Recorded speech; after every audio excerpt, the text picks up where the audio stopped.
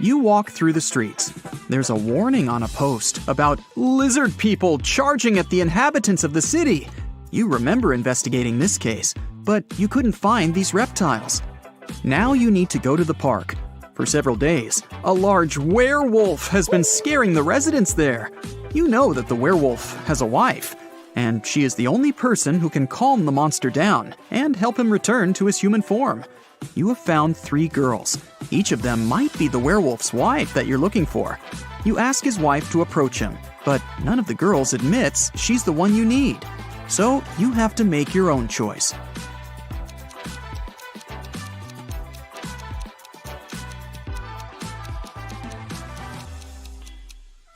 Do you see some wool on this girl's clothes? It's the wolf's fur, which means she's the wife. She walks up to the monster, hugs it, and the werewolf turns into a human. You're walking back to the car and hear some screams coming from the water. A woman is calling for help. You run into the river and swim toward the drowning woman. But when you approach her, you see 3 people. They're all screaming, but only one of them is a real human and needs help. The rest are mermaids who want to lure you to their kingdom. How can you find out who the real woman is?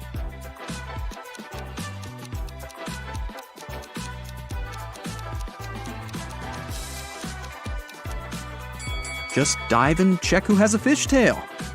Emily has won the lottery, and now she can choose her prize. There are 3 options: a brand new Ferrari, a Gucci handbag, and Jimmy Choo shoes. Take a closer look at them and tell which prize she should choose.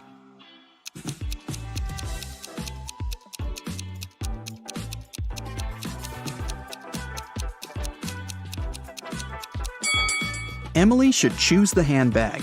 The logos of Ferrari and Jimmy Choo are wrong, so the car and the shoes must be fake. So 3 best friends have finally met in a cafe to discuss some business. Val orders a big cake with fruit. Simon asks for a glass of soda. And Leo takes an energy bar out of his bag and starts eating it. The waiter brings the cake and the soda and leaves. Simon drinks from his glass, but Val doesn't touch the cake. Why?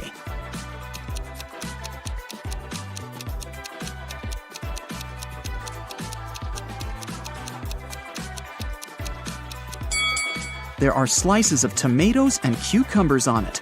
Val asked for a fruitcake. An archaeologist makes his way through the dense jungle of an unknown island. He's looking for a valuable treasure, a 2,000-year-old ancient cup. If he manages to get it, he can sell the artifact for millions of dollars. He comes out to a small lake with a waterfall. He dives under the water and notices 2 caves. The cup is inside one of them. Where should the archaeologist go? Think faster, he's running out of air.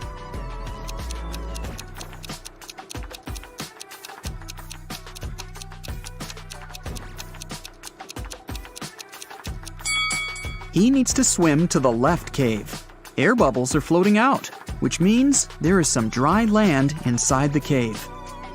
3 guys are sitting on the sidewalk. They're all in dirty clothes and look tired. Each of them hopes to get some money from people who are passing by. But nobody helps them, since one of these homeless people only pretends to be poor. Passers-by see this and don't want to help any of them. Who do you think is pretending?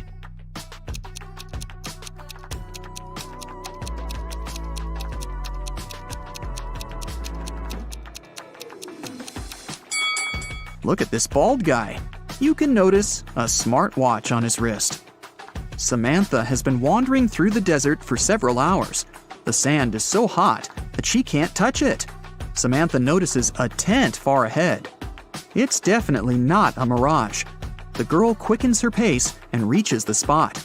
She finds a bottle of water, 2 eggs, and a frying pan inside. Samantha quenches her thirst. Now she feels hungry. But it's dangerous to eat raw eggs in the desert. You can get food poisoning. Samantha decides to fry the eggs. She wanders around, trying to find some firewood, but sees nothing but endless dunes. How can Samantha cook the eggs?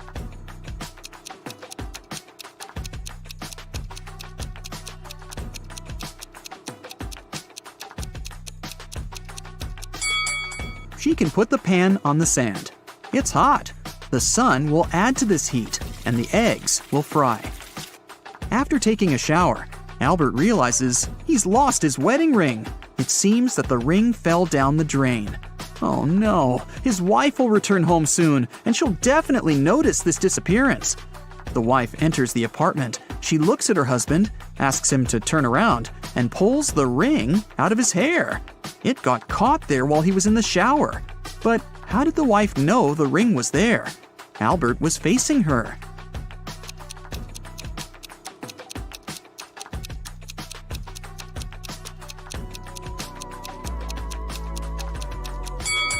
There's a mirror behind Albert. The wife noticed the ring in the reflection. Two powerful film producers are having breakfast in an expensive restaurant. They discuss the budget for a sequel to a very successful movie that got $500 million at the box office.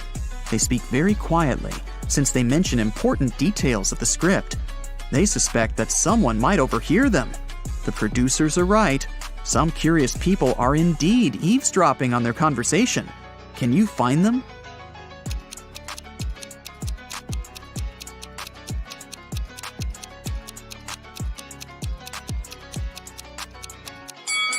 There's a guy at the next table holding a magazine upside down. Obviously, he isn't reading it. He must be listening to the producers. That girl over there is a journalist. There's a camera lens sticking out of her backpack. See? She will post a video, and fans will be able to read the producer's lips. That man is eating a salad, but you can notice a microphone hidden in his long hair. 3 people are standing in line in front of an ice cream cart. The first guy is taking a cone from the seller. The guy behind him is nervous. His hands are in his pockets. The third guy is looking at something through binoculars. Which of them is a police officer?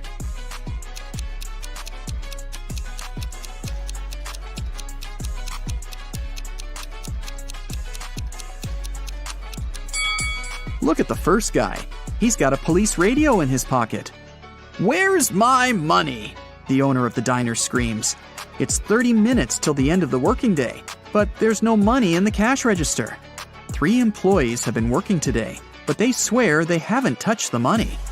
They say there have been no customers in the diner. The boss doesn't believe them. He studies the employees, trying to figure out who's the thief. Linda is wearing a pair of sunglasses, jeans, and a stylish t-shirt. She also has an expensive phone. Michael is dressed in costly designer clothes. Sarah is wearing a regular jacket and a long skirt. Who do you think has stolen the money?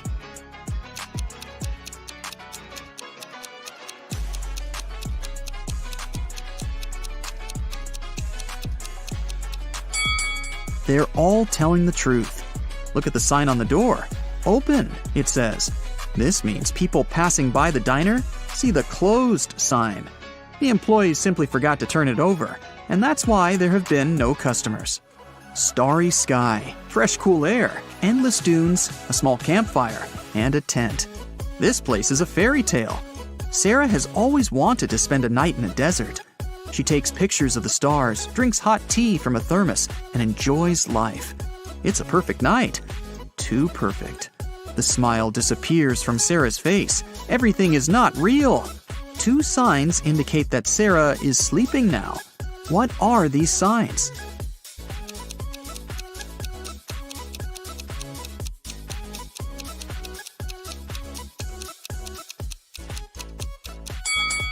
Two moons are shining in the sky. A sea crab is looking at Sarah from the sand. But it's scorpions that usually live in deserts, not sea crabs. Mary opens her eyes and realizes that she's in an unknown place. There's a lot of trash in the room. A red lamp is flashing from the ceiling. Something must have happened here. Mary can leave through the door. It's open. But wait, she needs to take some useful stuff from the room. But what? She can only choose 2 items. Which ones?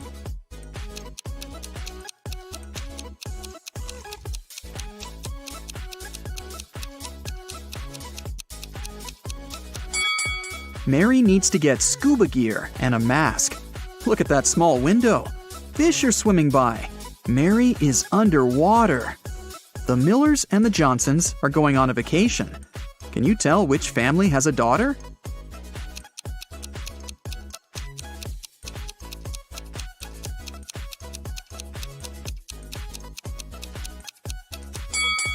Take a closer look at their suitcases. The Millers have 2 suitcases, but the Johnsons have 3. The extra one must be their daughters, who probably just left for a while. Let's move to Norway.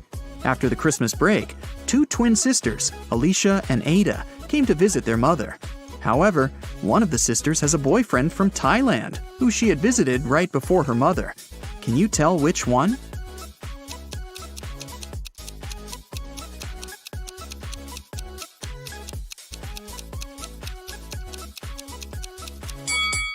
Norway is a cold country in the north. Also, it's winter, but unlike her twin sister, Ada is tanned. It's probably because she just spent her vacation in some warm country, like Thailand, at her boyfriend's place. So it must be her.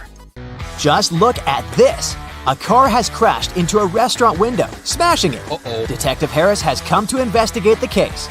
There are 2 suspects, Julie and Douglas. But each of them claims that the other person did it. Can you help the detective figure out who is lying?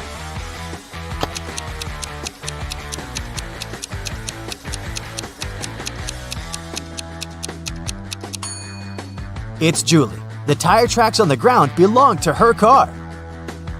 Adam was driving home late at night when he noticed he was about to run out of gas. He stopped at a gas station to fill his tank and buy some snacks. Inside, there was a cashier and another customer dressed in black. When Adam came up to the employee to pay, she told him $5.05. Adam paid, went outside, and called the police to report an emergency. Why did he do it?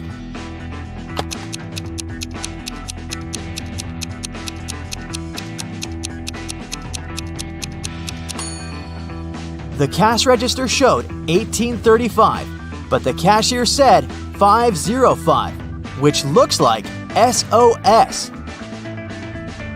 Detective Harris was walking along the street when he heard some noise. He decided to check out what had happened. It turned out that some man had grabbed an elderly lady's bag and run away. The detective ran in the direction the witnesses showed him. After he turned the corner, he saw 3 doors. He knocked on the first one. The apartment owner, Patrick, opened the door. The man told the detective he'd just returned from a long run. Another man, Jerry, opened the second door. He said he'd been playing basketball behind his house. The third apartment belonged to Raymond, a musician. He had just finished composing a new piece of music. After talking to all these people, Detective Harris understood who the criminal was. Have you figured it out?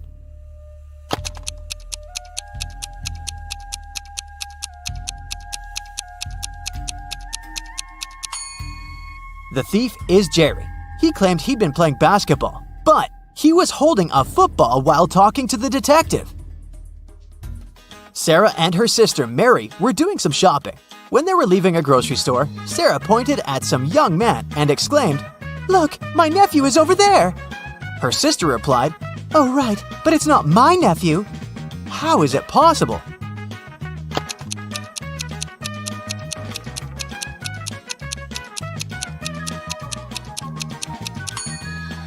The young man is Mary's son. Gemma returned from Asia and brought a precious porcelain figurine. She organized a party and invited all her friends to tell them about her journey. They had a great time, but after her friends left, the woman realized the figurine had disappeared. She called the police and showed them the photos she had taken at the party. One of the officers immediately realized who had stolen the figurine. Did you understand it too?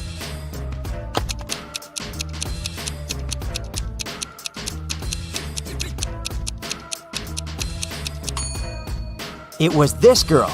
She hid the figurine under her hat. At 9 a.m., Ethan got a call from his friend, an owner of a large business. The man said that a very important document had disappeared from his office. It had been on his desk the evening before, but now it was nowhere to be found. Ethan immediately came there to question his friend's employees. Soon, he had 3 suspects. Walter said he'd spent the previous evening at the movies. Joan had dinner with her friends, and Zachary visited an art gallery.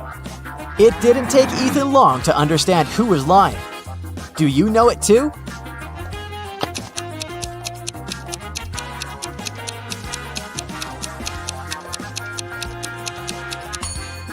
It was Walter. His ticket isn't torn. It means he didn't enter the movie theater. Now, look at these hands and try to figure out which person is married.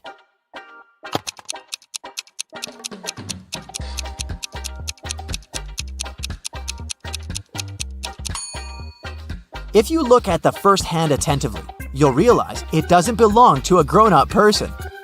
On the second hand, there is a mark left by a ring, but there's no ring itself. It must mean that the person is no longer married. On the third hand, there's no ring either, but it's the right hand, and we wear wedding rings on the left hand. So out of these three, this person is most likely to be married. Okay, the next challenge is for you. Look at these three men. They're at the airport. Which of these guys is married?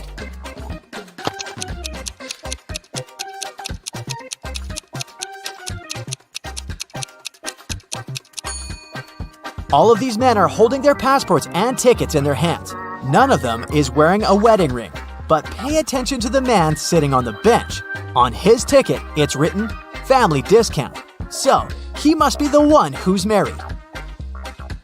Now look at this picture attentively. Does anything strike you as strange?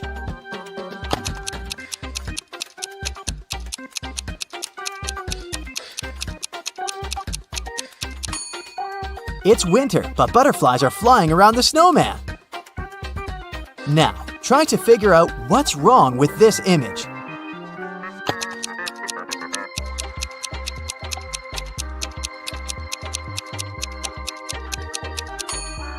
It's the snowman again. Instead of a carrot, his nose is made of broccoli. And the last image for you to analyze.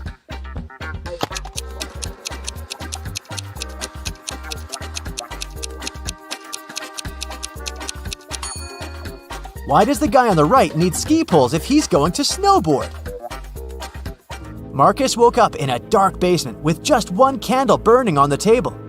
He saw 3 doors in one of the walls and 3 keys lying on the table. How many attempts will the guy need to figure out the key for each door?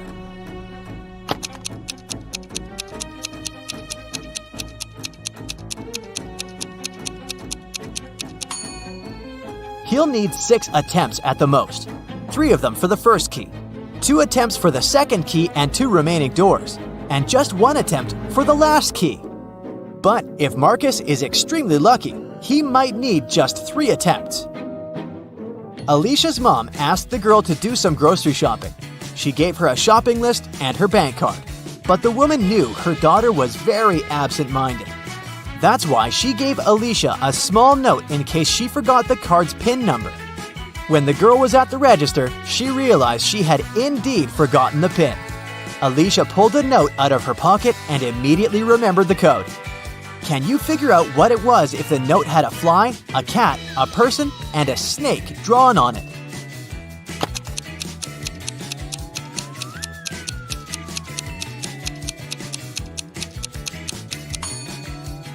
The PIN was 6420.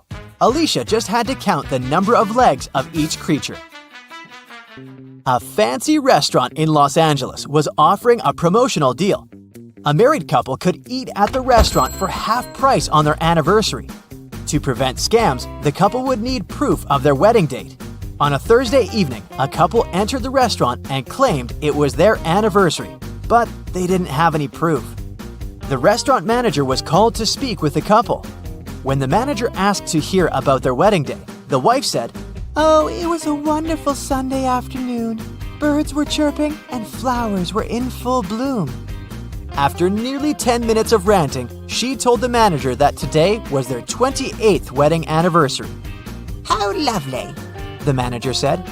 "However, you do not qualify for the discount. Today is not your anniversary. You are a liar." How did the manager know it wasn't their anniversary?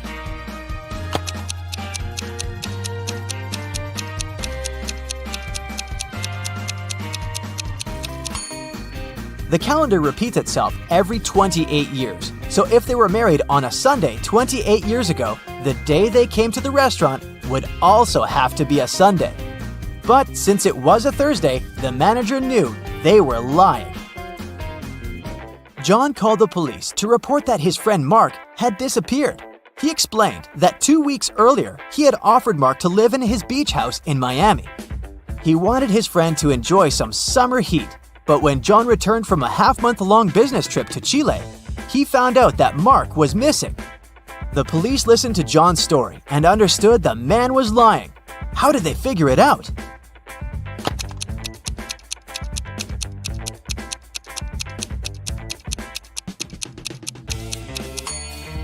If it was summer in Miami, it was winter in Chile. And still, John came back suntanned. It means he hadn't been to Chile. Maya was in the gym doing the workout her personal trainer had prepared for her. It was tougher and longer than her usual ones. Exhausted, Maya returned to the changing room only to find her expensive bag gone. Oh no! She immediately called the police. They had 3 suspects. Maya's trainer said that he had been preparing a new program for his clients. Emma, another gym goer, said she had been running on a treadmill for 2 hours. The cleaner said he had been washing the swimming pool. Who took Maya's bag?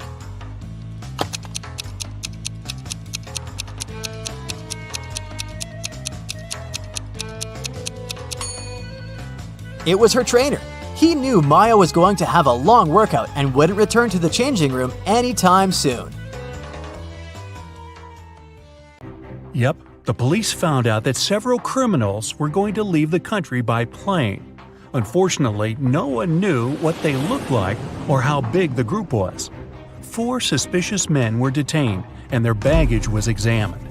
Can you figure out who is innocent?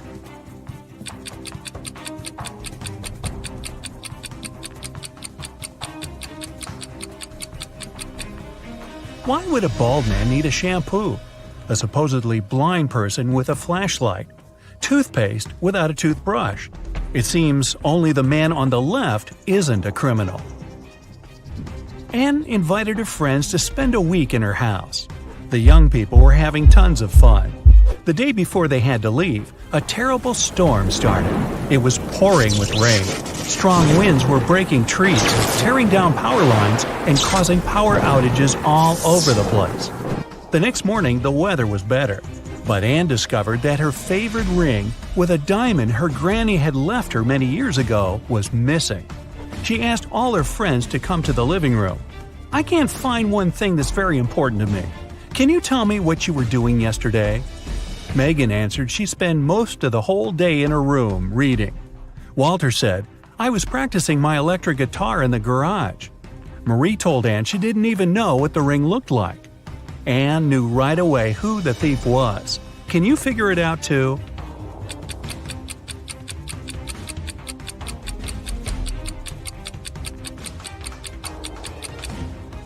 There was a power outage.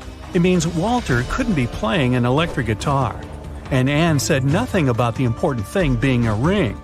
So how did Marie know it? Walter and Marie stole the ring together. A jewelry store manager called the police.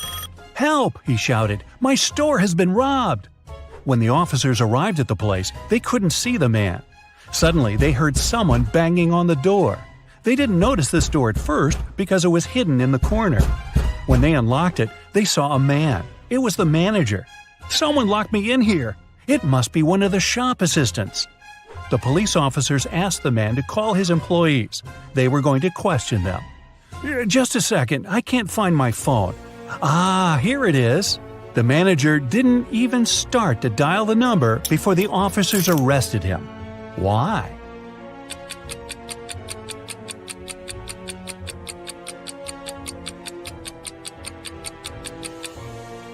If he was locked in the room and the phone was lying on the counter, how could he call the police? Police Detective Thomas Davis was walking along the street on a winter evening. Suddenly, he saw a person in a black mask sneaking out of a house through the window. They were carrying 2 large bags. The detective realized it was a burglar. He ran after the stranger, but they turned the corner and disappeared. Thomas understood the criminal had hidden in one of these houses. But which one?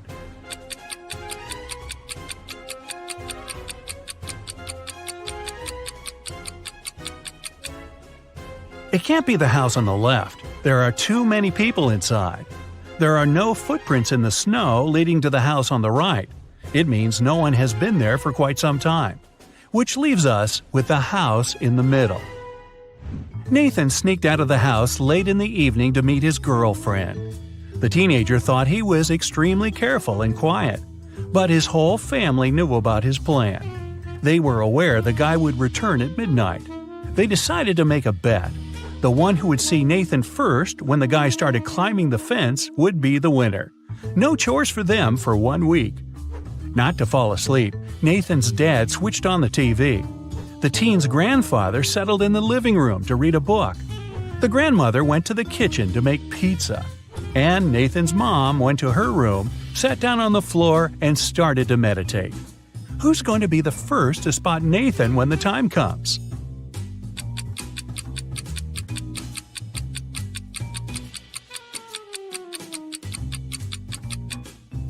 Nathan's mom. Her eyes will be used to the darkness, and she will see better than the others. A family with 2 teenage children went on vacation to the seaside. They lived in a small bungalow almost right on the beach.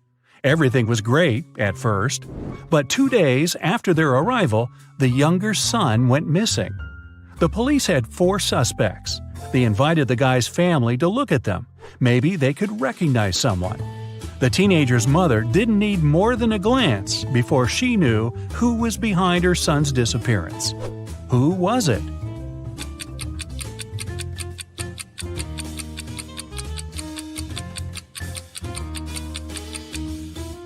It's the man wearing the missing guy's baseball cap. Carl, an heir to a giant fortune, was found unconscious during a wild party. His sister, Sarah, stumbled across him in the bathroom. The guy was lying on the floor, barely alive. Sarah immediately called the ambulance and police. Carl was taken to a hospital. Doctors saved his life, but the guy was still unconscious. He couldn't talk. When the police questioned Sarah, she told them that her brother had felt unwell. He went to the bathroom to freshen up. After some time, she heard some noise and went to check on him. Carl must have slipped and hit his head on the sink. After the police officers heard this story, the sister got arrested right away. Why?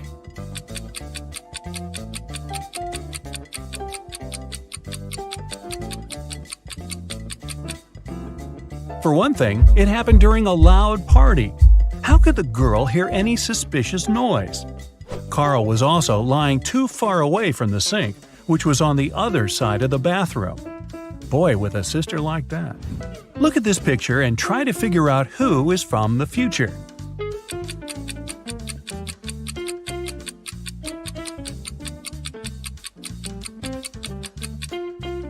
Well, I'm pretty sure there were no flashlights in the Stone Age. All the people working in the office, Janice, Brian, Teresa, Sean, and Roy, used the fridge in the kitchen to store their lunch. On Friday, Janice opened the fridge to get her bacon and cheese sandwich she brought from home. But it wasn't there. Someone had eaten her lunch. Who was it?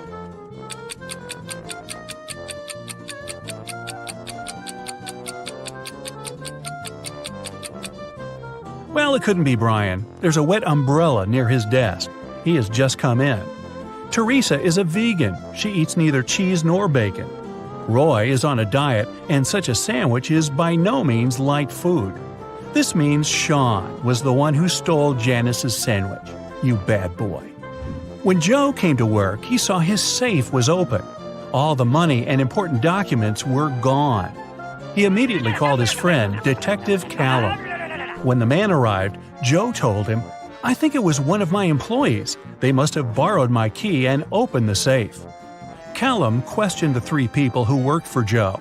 Wayne said, "I don't even know what the safe looks like. And of course, I don't know which key opens it." Austin said, "I'm Joe's assistant. I do have the second key to the safe, but I was on holiday and just returned."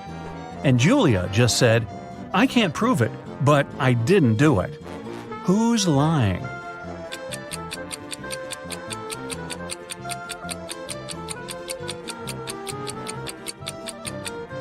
Wayne. No one told him the safe could be opened with a key, not a combination lock. Then, how did he know? Someone stole several expensive t-shirts in a designer clothing store. The manager told the security guard he had half an hour to find the thief. "If you don't make it in time, you'll be fired."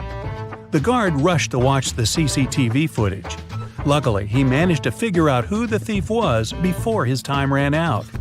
And do you know who it was?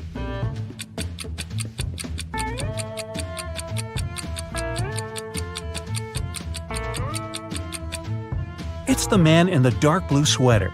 His belly miraculously became larger after he spent some time in the store. He must be hiding the t-shirts under his sweater. Look at this picture and try to understand what's wrong here.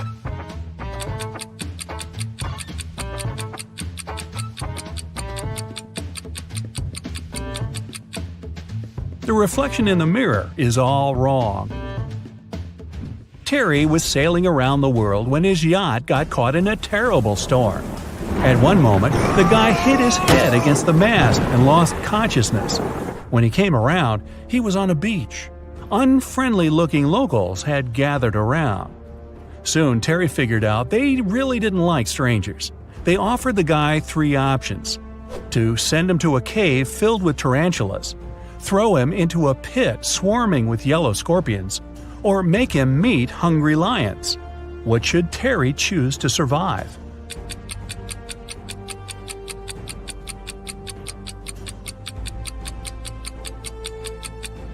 He should opt for tarantulas. These creatures look terrifying, but they are mostly harmless to humans. Mostly. Captain Jack was a feared pirate who had robbed thousands of ships. He did it with the help of just one small trick. It allowed him to approach any ship from any country close enough to board it. What was this trick?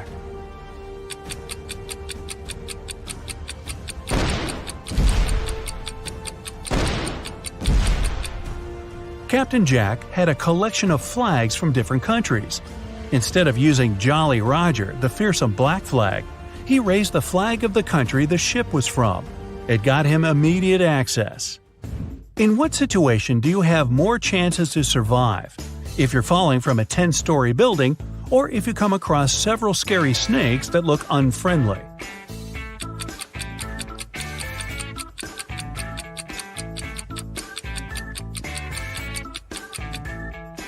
The snakes might not be venomous, then they won't cause you any harm. But if you're falling from a big height, well, only a miracle can… Nah, nothing's gonna save you. Bye-bye. This video is brought to you by Skillshare. Skillshare is a huge learning community with thousands of online classes and members from all over the world. That's where you can get inspiration and learn pretty much any skill you can only imagine. Ah, now I see where the name comes from. Let's say you want to figure out how to work in After Effects. By the way, that's exactly how this tricky riddles video has been made. Well, Skillshare is the answer. There, you'll find all kinds of classes, including the ones on how to animate illustrations. I'm talking about the course Animate Your Illustrations with After Effects, curated by motion designer and illustrator Manon Luar. You can learn how to loop and refine your animation, how to add animated textures, you name it. And want to know the best thing? The first 1,000 people who use this link will get a 1-month free trial of Skillshare. No matter what your skill level is, Skillshare has tons of useful information for you. And it's not just creative stuff. You can find business courses, finance classes, and so much more. Ren comes home after work. He lives with his girlfriend Maya. But she's absent, which is strange because she works from home. Ren finds this note on the fridge. After looking through the note, he calls the police and says, "Please come over. Someone kidnapped my girlfriend." How did he know?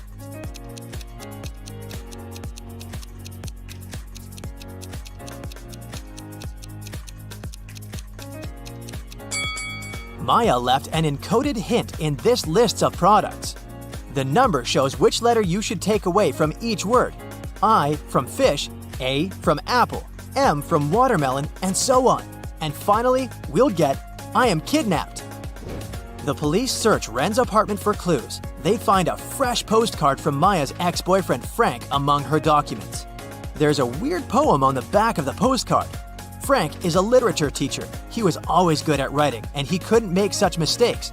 The officer reads the poem and realizes that Frank kidnapped Maya. How did he know?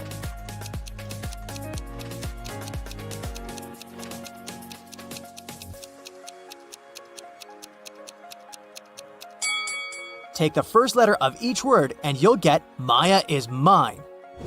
The police decide to issue a search warrant, but Ren can't wait. He goes to Frank's house to save Maya. On the way, he sees these three people in the neighborhood. Can you spot who's suspicious?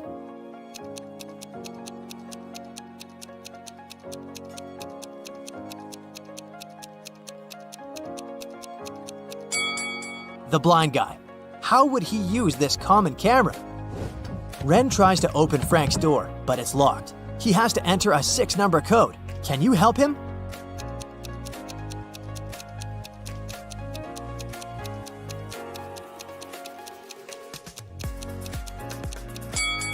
This picture is a hint. If we count all the points of intersection of the circles, we'll get the code 237640.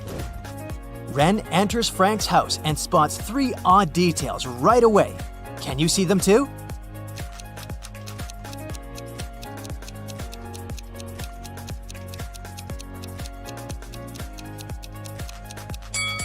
The carpet is flying. There's a boot boiling on the stove. Take a look at Maya's portrait on the wall. Her eyes are moving. Ren finds Maya in the basement. She looks scared. Frank pops out of nowhere and offers Ren a deal. I'm gonna tell you 3 facts about Maya. If you manage to spot one lie, I'll let both of you go. Ren agrees. Maya and I met at college. Snakes are her biggest phobia, and Maya was the first woman who I kissed. Can you help Ren spot one lie?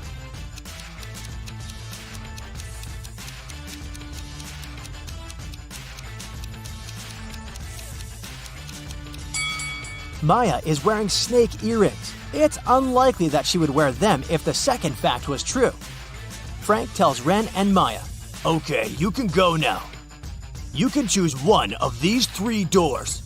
There's 1,000 venomous snakes behind the first door. There's a maze with carnivorous mutant plants behind the second door.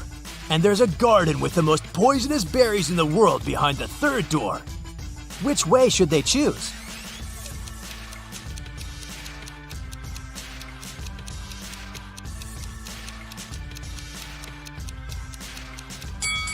The third one, nobody said that they have to eat the berries. Maya and Ren come home. Suddenly, a ball breaks their window. They look outside and see 5 teenagers playing basketball. One of them broke the window. Each makes 3 statements. 1 is false and 2 are true. Ken says, "I didn't do it. Jessica will tell who did it. One of us is in big trouble." Love says, "Mia did it. I didn't do it. I don't even like to play basketball." Victoria says, "I didn't do it. Mia and I are good friends. Jessica doesn't know who did it." Mia says, "Love lied when she said I broke the window. I had never seen Victoria before today. I've never broken a window in my life." And Jessica says, "I saw Mia break it. I didn't break the window. I want to go home." Who broke the window?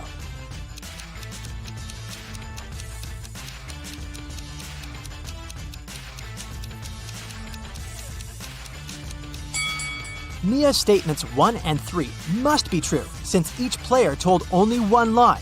Therefore, Mia's statement 2 is false. Now the words of all the other players can then be proven true or false using this information. Since we know that Mia's statement 2 is false, Jessica's statement 1 and Love's statement 1 have to be false. Ken's statement 2 has to be false, since Jessica didn't tell who did it. So now it's obvious that Victoria did it. Maya has 2 friends, Claire and Naomi. They're both beauty bloggers. One of them is a beginner, while another has 1 million followers. Can you guess who's more popular?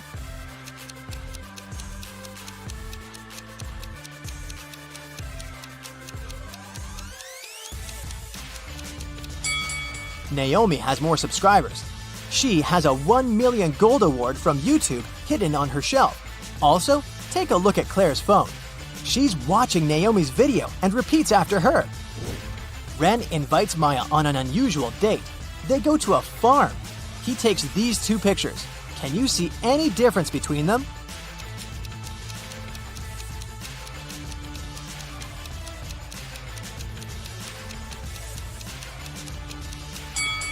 Here they are.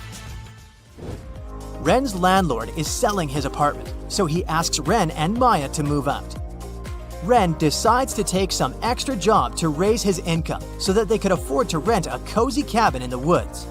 He's been working as a graphic designer all his life, but now he's open to new options. Can you help him find the most reliable offer on his wall?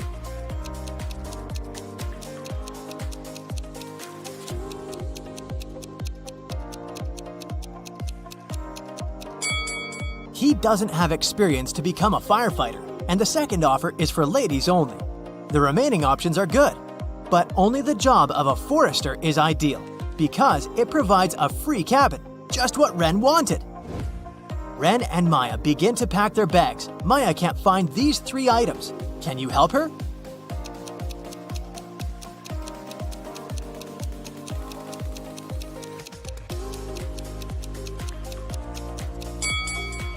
Here they are. Maya and Ren are visiting the local farmer's market. Can you find a ghost among all these people?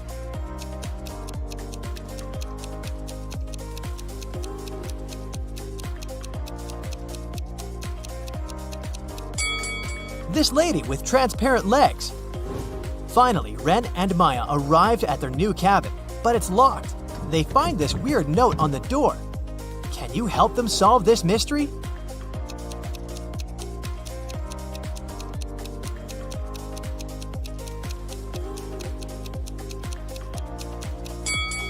Replace every letter in this note with the one after it in the alphabet, and we get key under rose pot. Ren, Maya, Rose, and Mike are best friends. They gather to celebrate Thanksgiving at the cabin. They agreed to buy gifts for each other. Ren buys a little statue. Maya buys a bottle of perfume. Mike buys a watch. And Rose buys a phone. The gifts were packed in identical boxes. Finally, the friends exchange gifts. Everyone gets someone else's box. Mike got neither a statue nor perfume, and Rose got the watch. What did Ren get?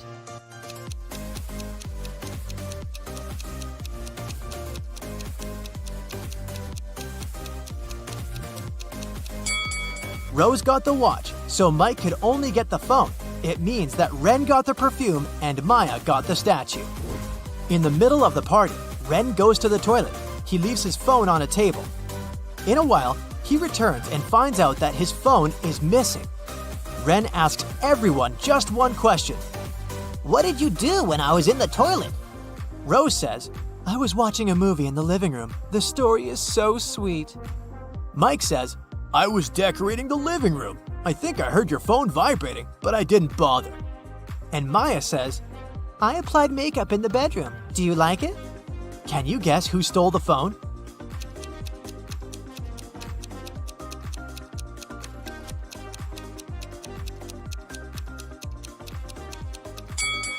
It was Mike. Ren didn't mention that his phone was gone. Maya is having brunch in a cafeteria. She's the only customer. The waitress brings her food. Maya opens a pot with soup and sees a huge spider. But thankfully, it's a toy.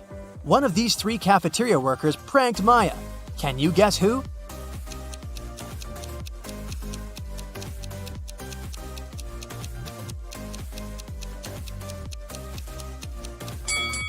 It's the guy on the left. He's the only one who doesn't hold a phone. His gadget is on the stand here, filming Maya's reaction. Annika received a letter where someone asked her out. The letter was sweet, but it wasn't signed, so she didn't know who it was. She was guessing 3 guys. All of them were her college friends. Who do you think asked Annika out?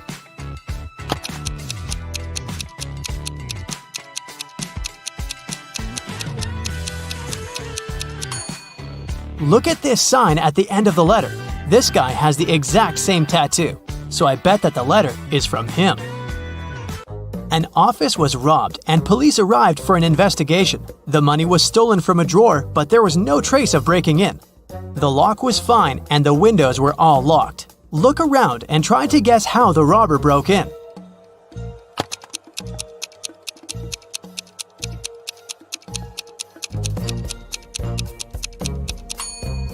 Look at the ventilation gate. It's slightly open. The robber must have used this way to get into the office and get out. A police officer was following a robber around the city.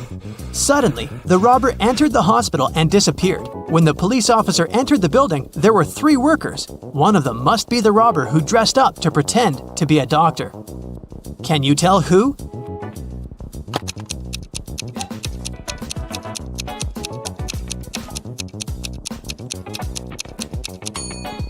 It's the man in the middle. Look at his badge. There's a picture of a woman on it. He must have put on the first pair of clothes he noticed. At daylight, someone painted a wall of a museum, and the police were looking for the person who did it just an hour after it happened. They were roaming the streets of their little town, and they found 3 suspects. Adam said that he'd been at work and just returned. Carter said that he'd been busy painting his fence. Blake said that she'd been walking her dog and didn't know anything about what had happened. Who is guilty?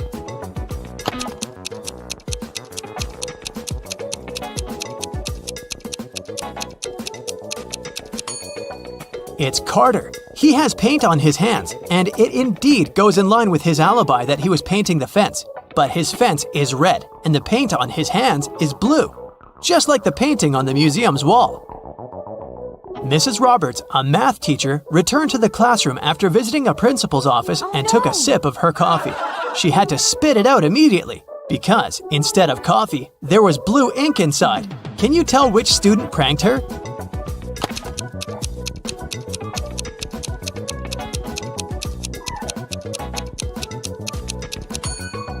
It's this one. Look at his hand. It has ink stains on it.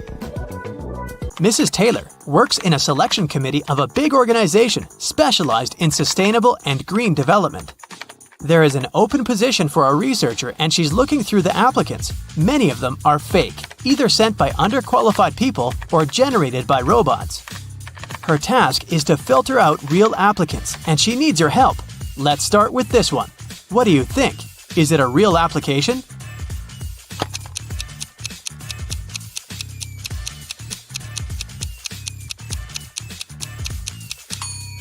No, it doesn't seem so. This girl was born in 2003, so she's 19 years old. She's way too young to have a PhD. She must be lying.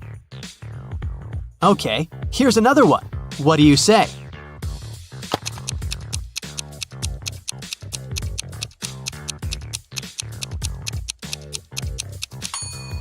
This seems to be another fake. Look at his birthday. There was no February 29th in 1991. This application must have been generated by a robot. Okay then, here's the next candidate for you. What's your call?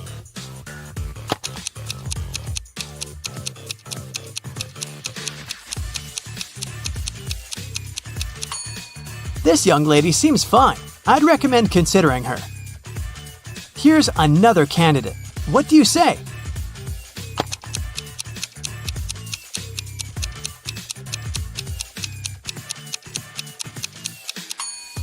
He seems fine to me too. Next one, this candidate.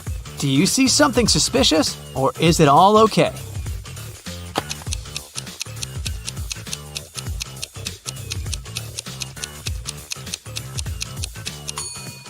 Of course not. Look at the photo. It's some random photo of a cat.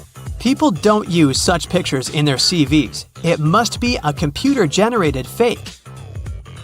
Okay, one last candidate to consider. In or out? What do you think?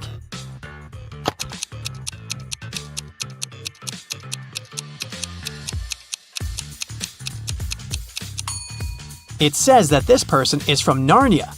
Narnia is a fictional place. It doesn't exist in real life.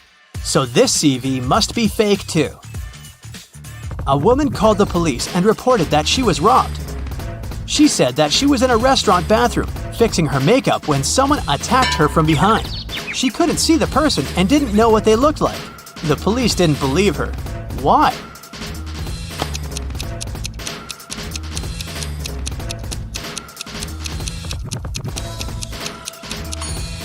The woman was fixing her makeup, so she was looking in the mirror. If someone tried to approach her from the back, she would definitely see the person. So she lied and made up the whole story. Mrs. Cook went on vacation with her 3 daughters, Kaya, Ruby, and Emma. They were on the beach, and Mrs. Cook had to leave to solve some business issues.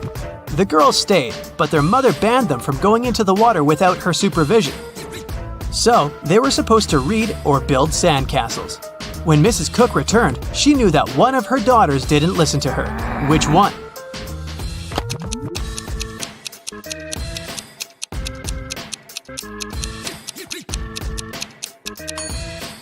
It's Kaya. Look, her hair is wet. This wouldn't happen if she didn't go into the water. There was a robbery in a neighborhood. Someone stole the seeds of rare and beautiful flowers from Mrs. Patterson, which she brought from abroad. The police interrogated several neighbors. Mr. Clark said, "I don't work in my garden at all."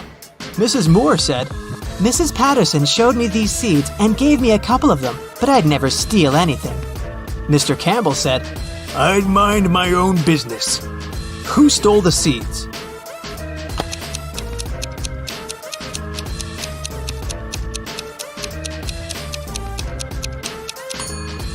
It was Mr. Clark. He said that he didn't take care of his garden, but his garden looks way too nice to be abandoned. In a parallel universe, it's only allowed to have fun and eat candy. No one ever reads or studies. Mrs. Relham came back home after a long and fun day at a club and asked her daughters what they'd been doing. Hannah said that she'd been watching TV all day.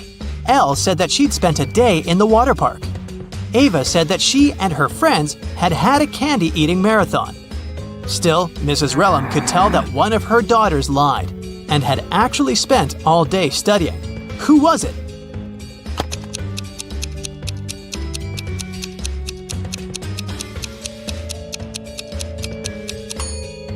It was Hannah. Look, the TV is unplugged, but there's a book with her in bed. She's definitely been reading it.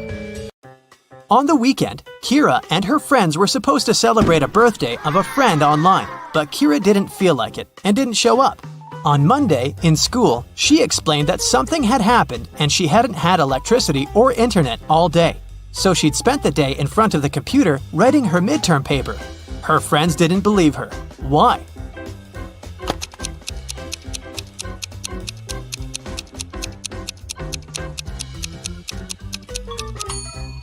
If there was no electricity, she wouldn't be able to work on her computer because it doesn't work without electricity. I'll keep checking how attentive you are, and here are some more tasks for you. Now I'll show you 2 apartments and you have to figure out which one of them was robbed. Ready to start? Here's the first pair. What do you say?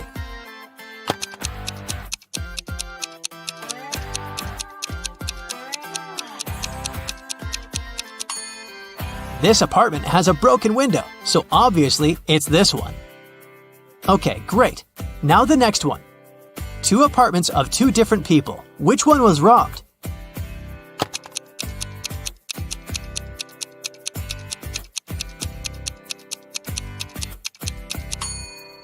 This one is way too trash to be a regular mess. I bet it was robbed. Another pair of apartments. Can you see which one someone had broken in?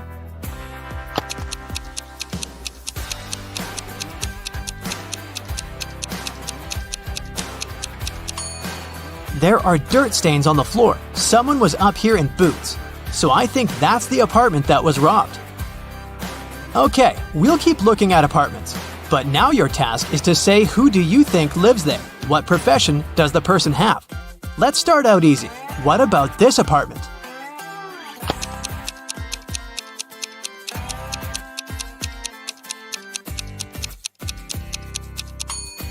Paintings, brushes, it definitely belongs to an artist. What about this one? Do you have any ideas?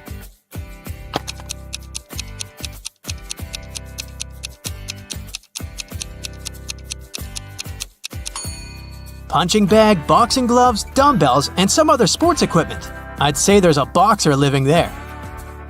Take a closer look here. What are your thoughts?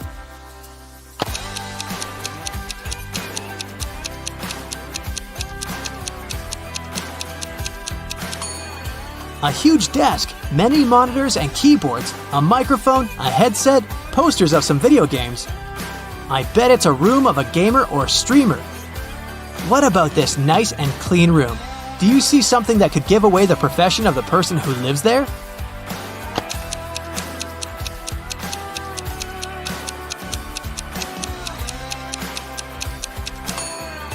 There's a ballet bar, and there are also some tutus in the wardrobe. It's the room of a ballerina. And some more tasks for you. I'll show you some photos, and you'll have to find what's wrong or odd about them. Here's the first one. What do you say?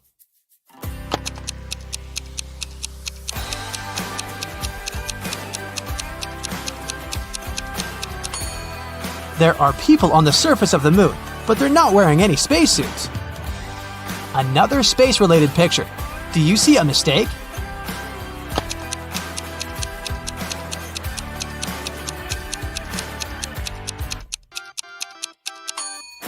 Look closer. It's not the moon, it's Saturn. What about this photo? Do you see something odd here?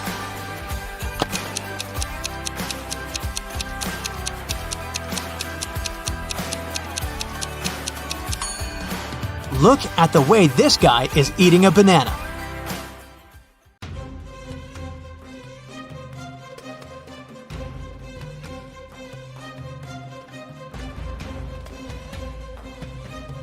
Yeah. Hey, my dear detective, I need your help today. Or rather, not me, but Gemma. She works as a manager at a large supermarket, and one morning, she receives a strange message. There's a thief among your customers. Beware. Oh, no. Gemma runs out of her office and sees 3 people who look suspicious. Can you help Gemma figure out who the real shoplifter is?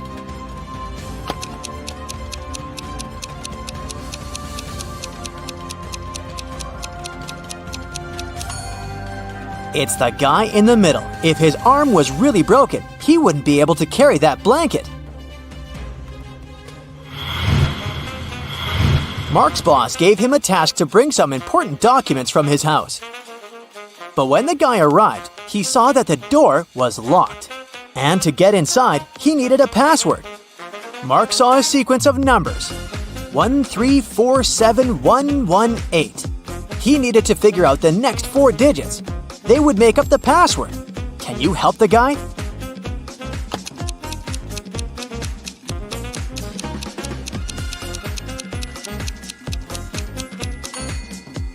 One and 3 together gives us 4, which is the next number. 3 and 4 are 7. Here it is. 4 plus 7 is 11. Then, 7 plus 11 is 18. So the next digits are 2 and 9. 29. Since that's what you get when you add 18 to 11. And 18 plus 29 is 47. So the password is 2947. Detective Lars was chasing a criminal who had robbed a jewelry store. But the criminal managed to hide in a women's clothing store and put on a female outfit. Can you help the officer find the thief among these ladies?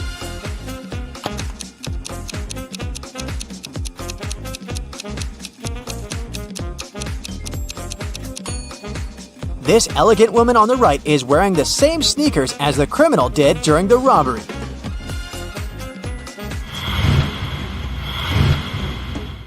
Lauren was an archaeologist exploring ancient pyramids. Once she got lost and found herself locked in a tiny room. The worst thing was that as soon as she got into the room, the door she had entered through got blocked by a rock slide. No one knew where Lauren was. She had to get out of there on her own. The woman saw another door, but it was locked. To open it, she had to solve a riddle and enter the correct 4-digit code. Can you help Lauren figure out the code?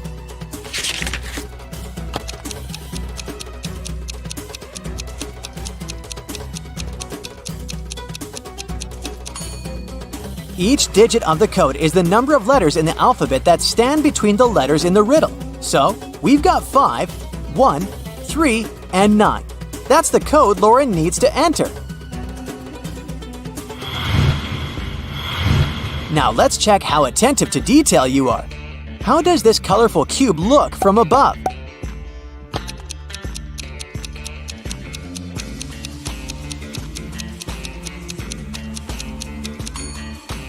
The correct variant is picture number 4. The next task, try to find all the differences between these two pictures.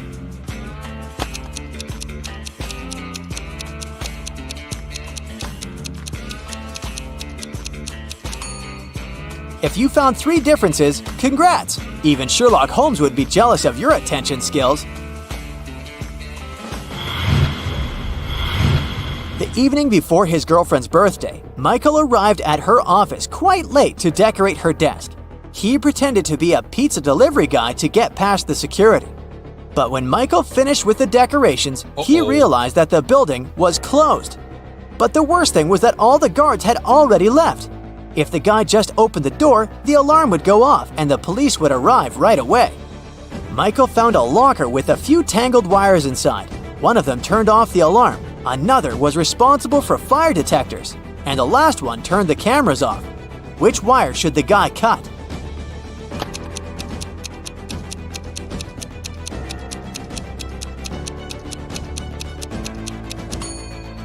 The green one. It'll turn the alarm off.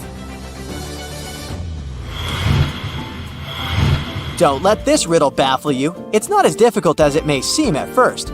Take your time, write down some notes, and you'll crack it in no time. Yeah.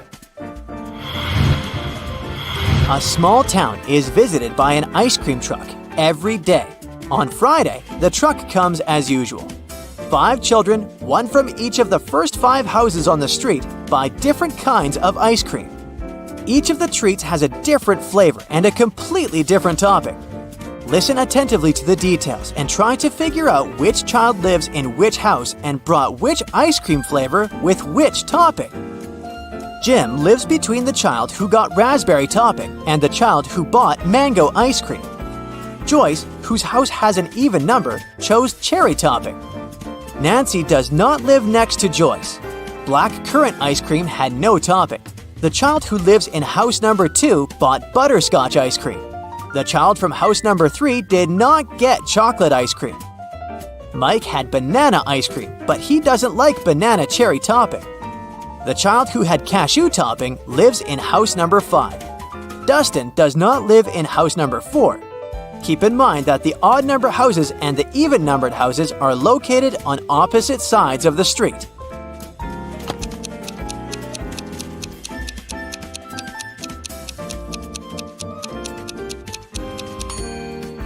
So, here's the answer.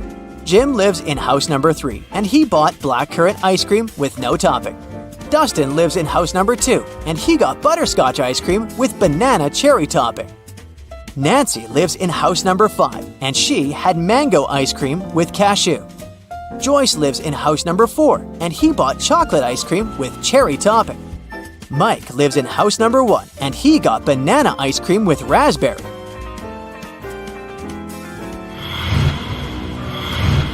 A long time ago, a king ruled the great kingdom of Trojan House. As part of the renovation of the kingdom to meet new security needs, he asked his chief architect to create a new construction plan. The king's idea was that all of his 10 castles should be connected with 5 straight walls, and each wall must connect 4 castles together.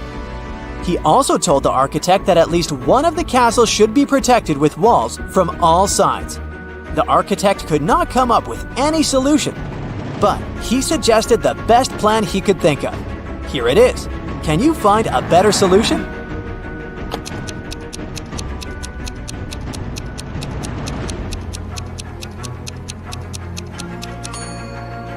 That's the solution the king will like much more. As you see, in this case, not 1 but 2 castles are protected from all sides. 12-year-old Adam knew his older brother Philip, who was 20 years old, got some money for his birthday. But however hard Adam tried, he couldn't find it. One day when Philip was away, the boy sneaked into his brother's room. There was no money, but Adam found a map. His brother had hidden his cash in the garden. Adam followed the instructions to a T. 10 steps to the left, 15 to the right, then 8 straight ahead. It must be here. The boy started to dig. He wasted 2 hours and still found nothing. Did Philip trick his brother?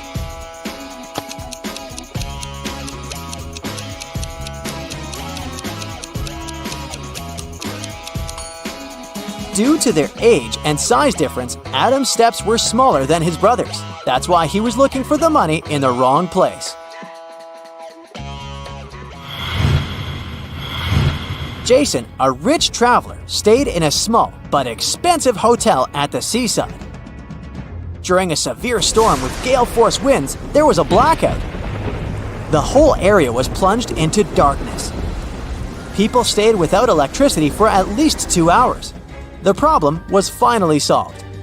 But Jason discovered that during the blackout, someone had taken his wallet with a lot of cash and his credit cards. The police arrived and questioned the people who had been in the hotel at that time. Justin, the receptionist, told the detective he had been in the basement. He was trying to start an emergency generator. Unfortunately, he didn't succeed. Nicole, another guest, said she had arrived an hour before the blackout. She was exhausted. She lit several candles, unpacked, cleaned herself, and went to bed. Gregory, the hotel driver, said he'd been at the airport. A new guest had arrived and he went to pick them up. The police immediately figured out who was lying. Can you?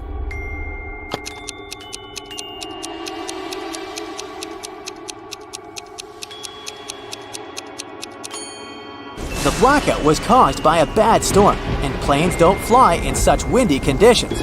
Then how could someone arrive by airplane? Gregory lied. Look at this picture attentively and try to figure out what's wrong here.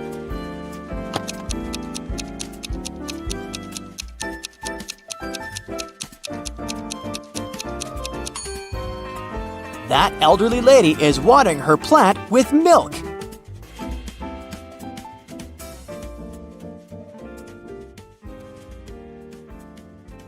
Lily was walking home from school one day when a huge portal opened up before her.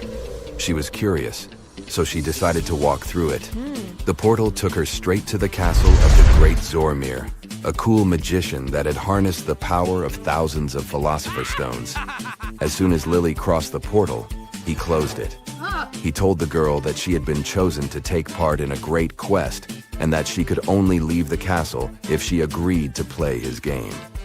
She had to answer all of his riddles correctly, and only then he would let her go. For the first riddle, he showed her this image and asked her to figure out what word was hidden in this illusion. Can you help her out?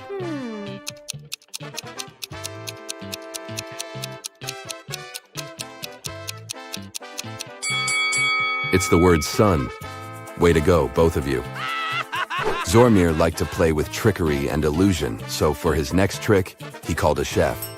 The guy walked in with a cart filled with Spanish empanadas, and Lily's mouth started watering. He told Lily that she had to eat all of the empanadas, except one, and that she should choose wisely, because that special empanada was poisoned.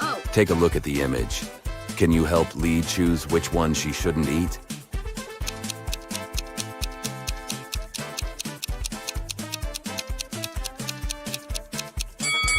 Let's see. That one on the bottom left corner looks suspicious. It has a green fog coming out of it. It's probably from some heavy type of poison, isn't it? Oh my God! Whew! Lily got out of that one okay. Next, Zormir showed Lily a strange painting. He changed the image on the painting to show one of his illusions. Can you figure out which word is hidden here?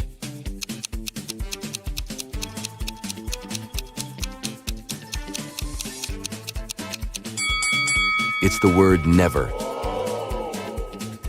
To get to the next level, Lily had to guess the answer to this simple riddle. What has keys but can't open locks and speaks without a mouth? It took the girl a while to figure it out, but she got it right. Do you know what she answered?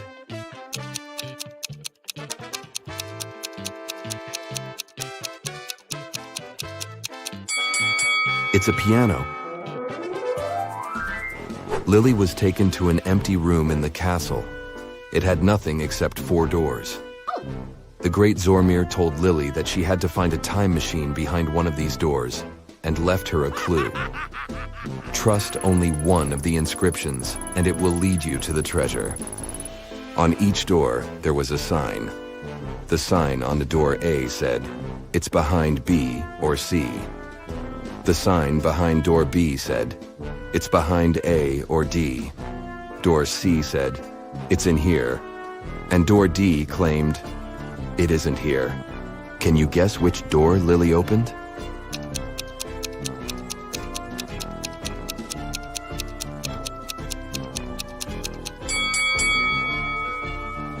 Let's see how this would work.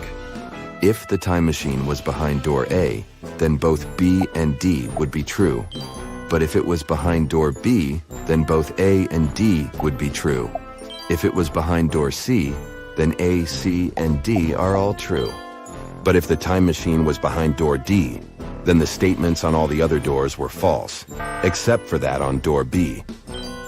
This matched the rules, so it was behind door D. Lily opened the door and found the time machine. Next to it, there was a super modern digital lock asking for a code of access. The catch was, as well as numbers, there were emojis. Lily had no idea which combination to press, but she saw that Zormir left a clue on a paper note. 2 plus 2. 3 plus 3. 7 plus 7. Can you help Lily out here?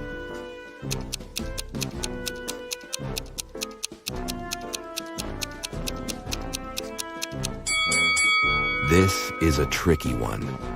What she needed to do is overlay the numbers on top of each other. Once she's done that, she should flip the numbers on the second row. This way, she'd get the image of a fish, of the number 8, and of a triangle. So the correct combination to unlock it was the fish emoji, the number 8, and a triangle. Yikes. The great Zormir had set the time machine back to prehistoric ages. So Lily was zapped straight back to the ancient past. Take a look at the image. Can you spot the other time traveler in the picture?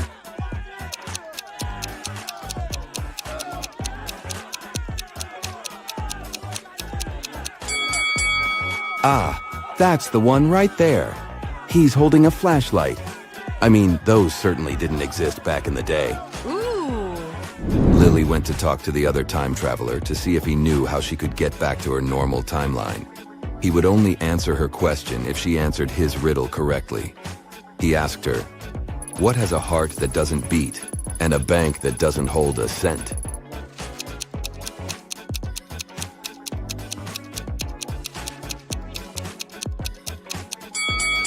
She was extremely confused by this one, but she answered, "A deck of cards." The guy was impressed and told Lily that to go back to her normal timeline, she had to figure out what was hidden in another of Zormir's illusions. Can you guess what word is hidden here?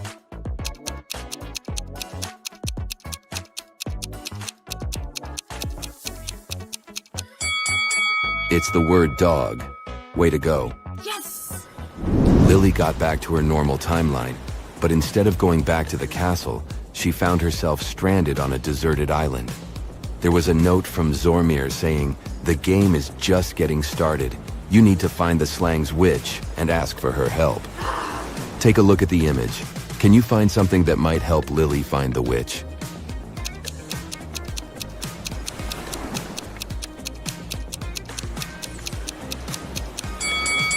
Ah, you sure have an eye for detail. There are 4 pieces of torn paper that together form a map. The map leads the way to the witch's abode. Walking through the forest on her way to the witch's house, Lily runs into a bear. She has to make a quick decision. She can either run away from the bear as fast as she can, or she can raise her hands and walk steadily backward until the bear is out of sight. What is Lily's best option?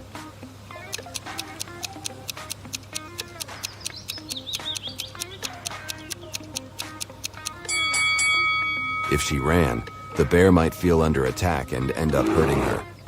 She should choose the second option. Finally, that looks like a witch's house. She knocks and the witch lets her inside. She asks the witch for help, but the witch is worried about something else.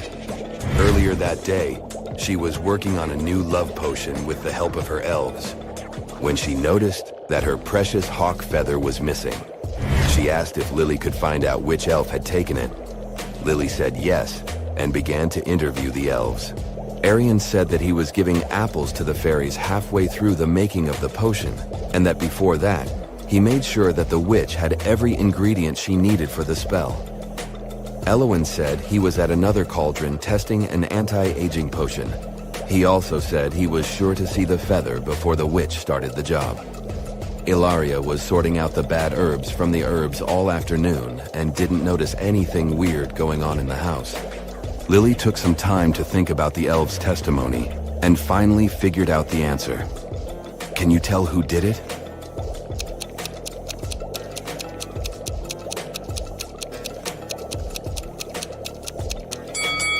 It wasn't any of the elves.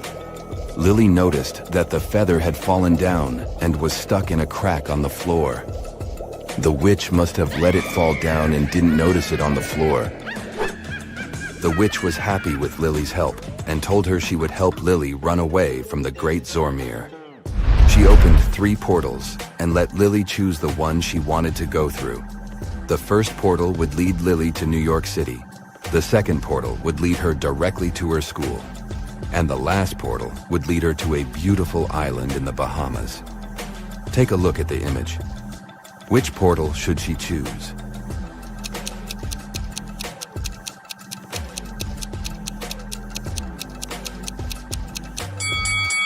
Well, it could be fun to visit New York City, but there's a huge snowstorm going on. And why would anyone want to go to an island surrounded by sharks? Lily should just go back to school. She skipped enough classes. Do you have an eagle eye? Let's check it out. Look at these pictures and try to figure out what's wrong here. Yeah. Looks like a pretty usual scene to me, but something seems to be off. Can you understand what it is?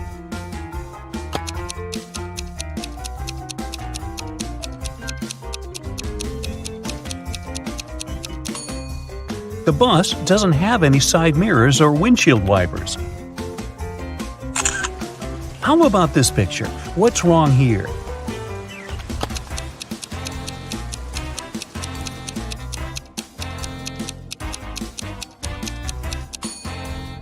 See that man in a yellowish shirt? It seems that he's holding his umbrella over his head, but in reality, the umbrella is floating in the air. The man isn't touching it.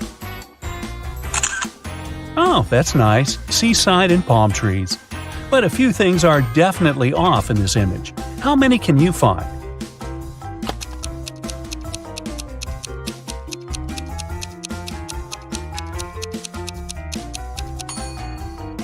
First of all, what is that tap that is pouring water into the sea?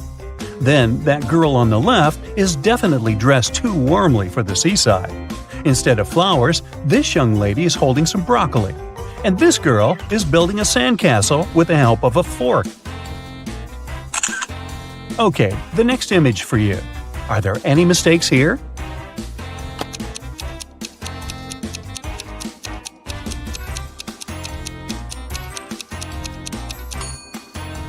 Have you noticed that this electric cord is ripped? It's very, very dangerous and may cause a fire. These people seem to be having a blast at the pool, but not all of them are doing it correctly. Who's made mistakes here?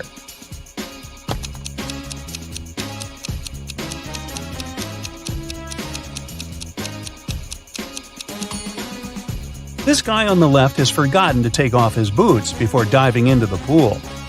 That young lady has brought along an iron. No one cares about this duck with its ducklings enjoying a swim. And that lifeguard is playing the sax instead of watching people. If you noticed all those mistakes, great job. The next image is for you.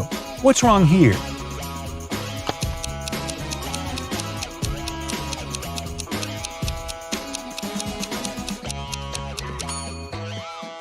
Have you spotted that colorful snake slithering next to the wall?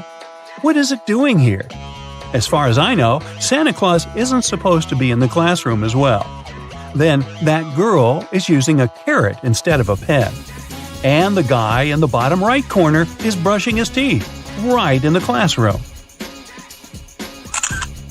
Here we see people walking in the park on a lovely sunny morning. but not all of them are doing reasonable things.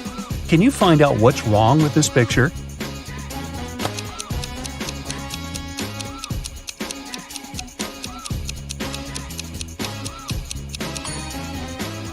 Is that a tiger? I'm not sure you're allowed to bring these animals to parks. Instead of a kite, this girl is playing with a bathtub. This elderly lady is eating a blue apple, and there are two suns in the sky.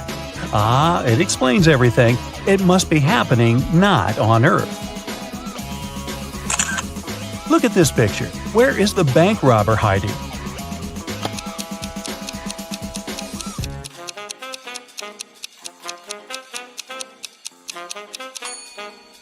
He's over there, behind the bushes. The bank robber has managed to escape from the police. Try to figure out where he's hiding now.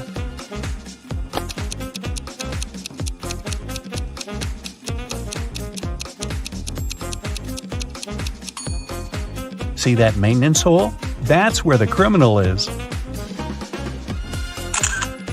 This robber is just too fast. He's escaped again and is now hiding in one of these fitting rooms. Help the police find him.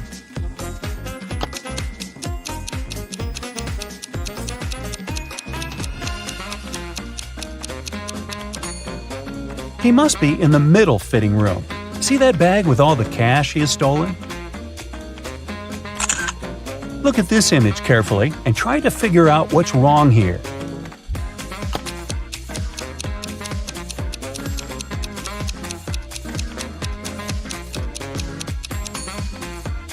In reality, the guy's holding a tube of toothpaste in his left hand, but in the reflection in the mirror, he's got nothing in his hand. How about this picture? What's wrong here?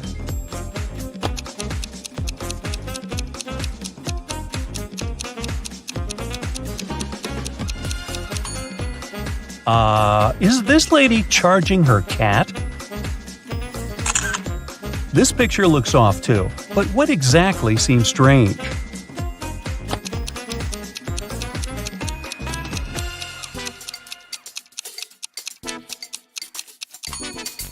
It's the girl in the front. She isn't reflected in the water. Now, the next image to challenge your observation skills. Does anything strike you as odd in this picture?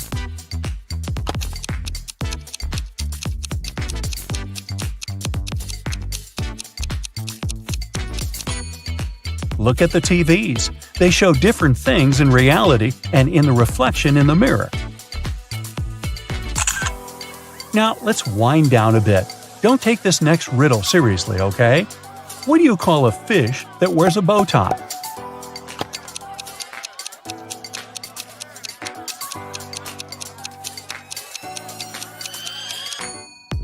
You call it sophisticated. Got it? Another one for you.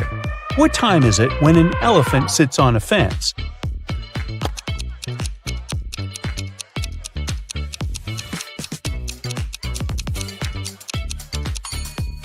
Duh, it's definitely time to fix the fence. What kind of band never plays music?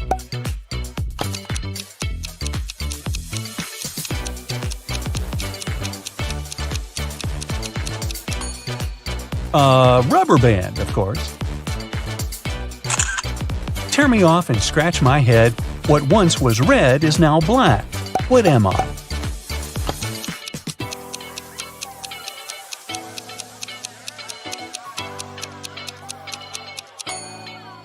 I'm a match. And now, a bit of math. How can you move one number to make this equation true?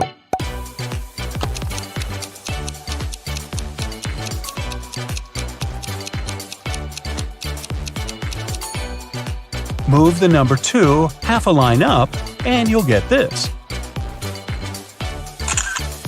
Now, you're in a library, trying to get a book, you knock a chair over. All of a sudden, there are 22 pairs of eyes looking at you. How many people are there in the library?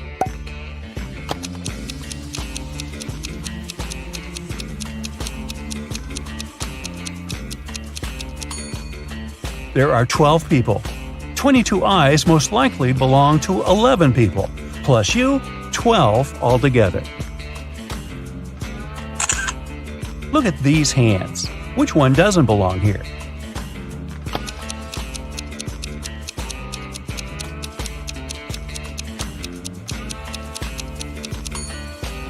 It's the hand in the fourth picture. It's the only one which is left. Mark needed to get some documents from his colleague's safe.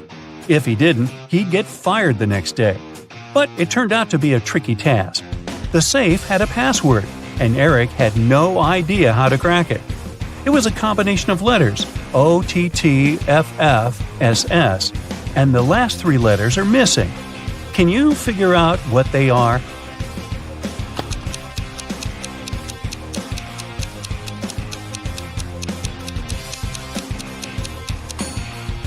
The missing letters are ENT.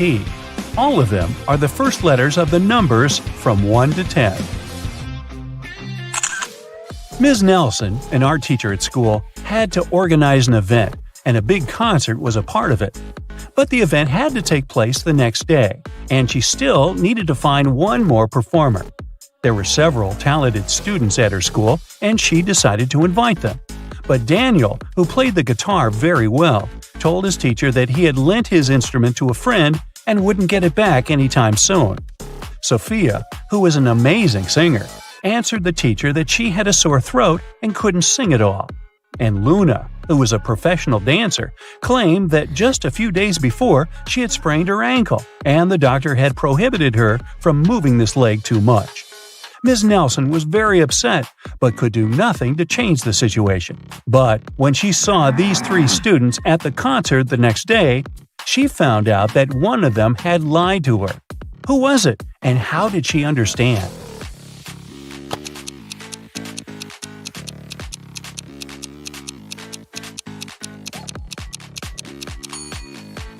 Luna had lied to her teacher. If she had sprained her ankle, she wouldn't be able to wear high heels.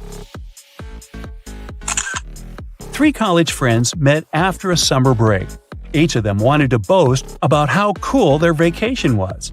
Lily described how she and her boyfriend had gone to Paris and seen the city from the top of the Eiffel Tower. Yay! Dylan told his friends that he had traveled to Africa with his parents.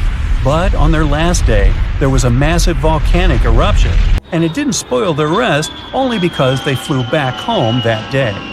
And Ellie said that she had visited her uncle in Texas and learned to ride a horse.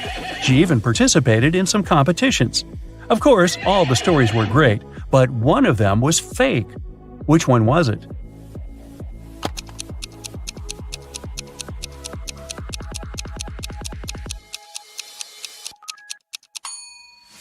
Dylan's story was fake. He couldn't fly home on the day of the eruption because when something like this happens, all flights get canceled. A man called the police. "My wife, she got in a car accident." When the police arrived, the woman had already been rushed to a hospital. The detectives found out that she had crashed into a tree right next to her house. One of the police officers examined her car and saw the woman's bag. Inside, he found her driving license and a car key, some money and bank cards, a notebook, and her passport. After that, the husband was immediately arrested. Why?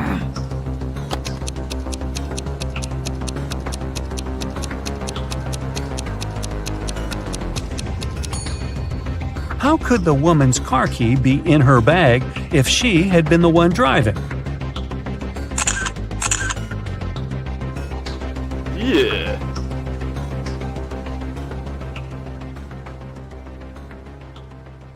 Okay, get ready for the ultimate attention test. Every smallest detail might turn out to be crucial. Let's find out how sharp your eyes really are.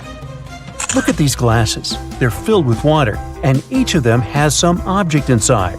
Can you tell me which glass has the largest amount of water?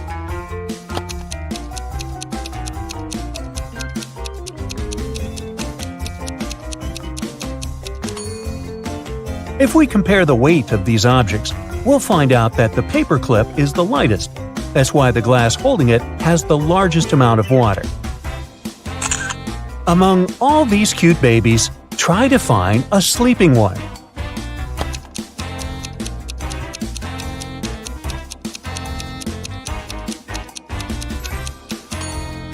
Right, here it is. Wow, that was tricky. Bunnies, bunnies, bunnies. But I know for sure there must be an egg hiding among these cute creatures.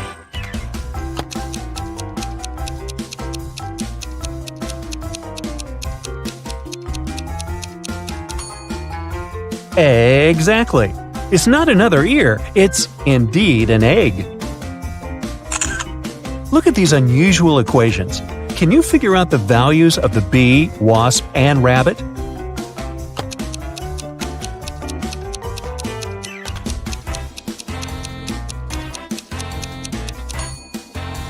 The wasp is worth 10, the bee is 12, and the rabbit is worth 6. Now, to crack this riddle, you need to use all your attention skills. Mike was going to take his corgi to the vet, but the pooch has run away and hidden in the garden. Can you find it?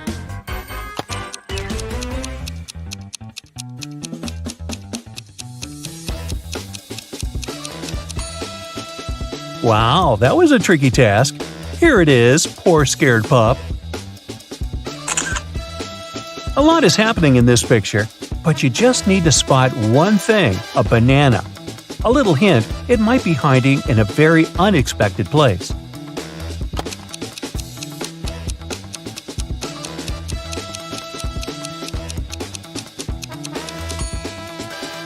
This girl is wearing it as a hairband. Did you manage to spot it? Peter needs to take his dog for a walk, but it's raining outside and the pooch doesn't seem eager to leave this cozy living room. Can you help the guy find his pup?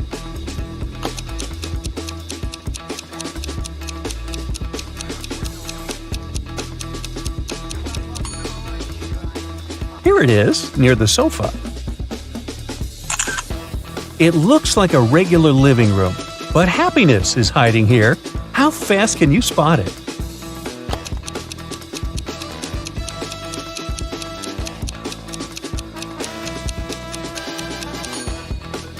Here it is.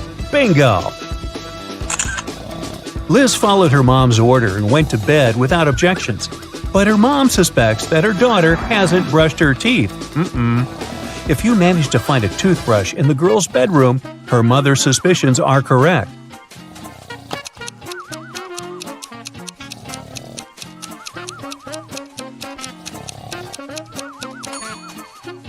The toothbrush is hidden on that shelf.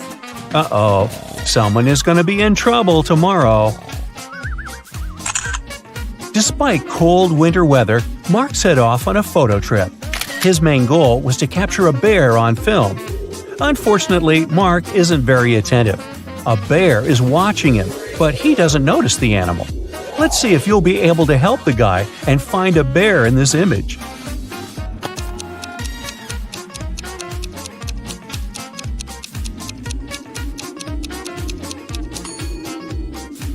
Right, here it is.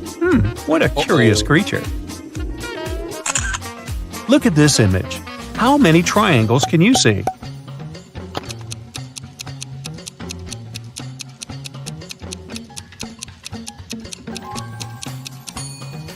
There are 44 triangles here. Have you got it right? What seems to be odd in this picture?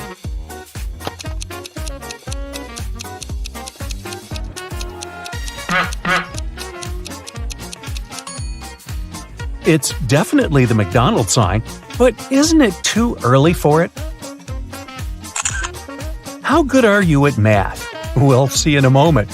If A plus A equals B, B plus B equals D, A plus D equals E, then how much is B plus D plus E?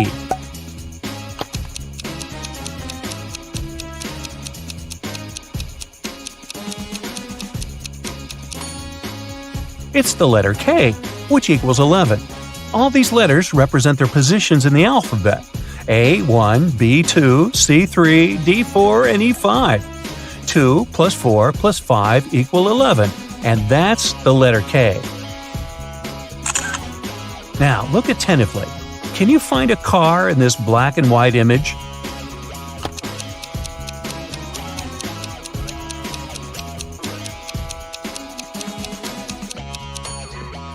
Here it is, hiding in the corner. Now, this one is probably the trickiest riddle out there. I've spent ages trying to figure out the answer. Can you find a ring in this image?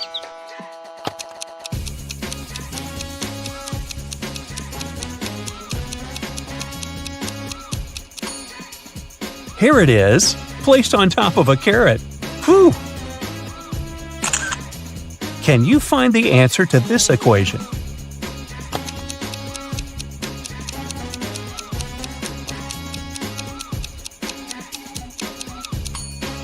The answer is 3. See for yourself. A cat equals 4, a mouse is 3, and cheese is worth 2. Then, 4 minus 3 plus 2 is 3. Take a look at these creatures. They all seem to be zombies. But in reality, just one of them is the real monster. Can you figure out which one?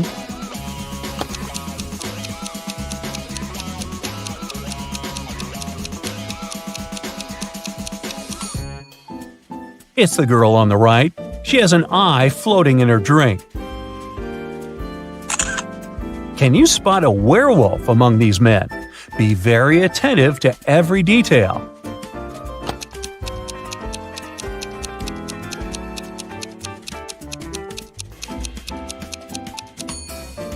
I hope you've noticed that large, beautiful full moon shining through the window.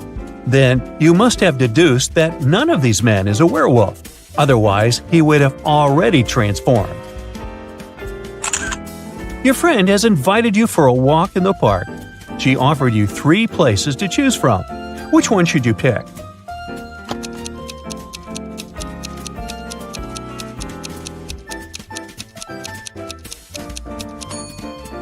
A wolf is hiding in the bushes in the first park. In park number 3, there is a snake in the grass. Only the second park is safe for a nice long walk. Can you find 5 hearts in this image?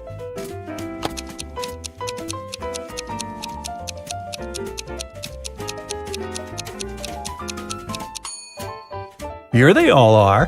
How many of them have you managed to spot? There are 4 mistakes in this image. Can you find them all?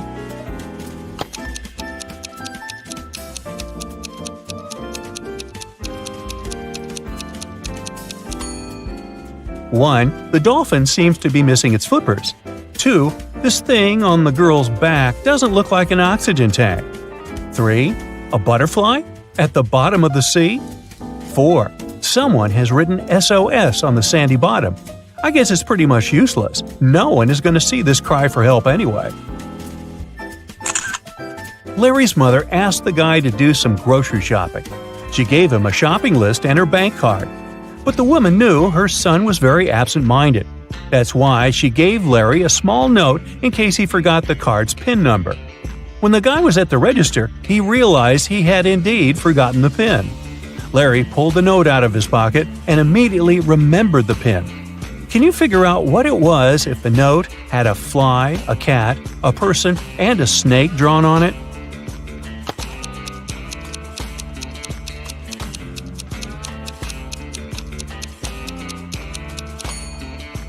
The PIN was 6420. Larry just had to count the number of legs on each creature.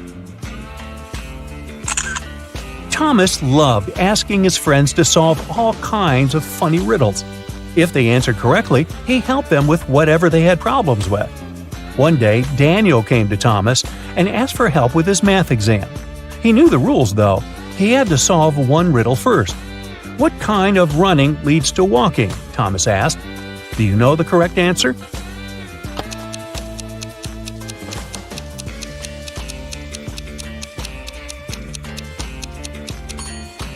Daniel said, running out of gas, and he was right. But helping your friend with exam preparation is a difficult task. That's why Thomas asked Daniel to solve one more riddle. A woman drove from Seattle to Los Angeles. It took her 2 days to get to her destination. That's when she discovered one of her tires was punctured. Then how did she manage to get to Los Angeles? Daniel cracked this riddle. Can you do the same?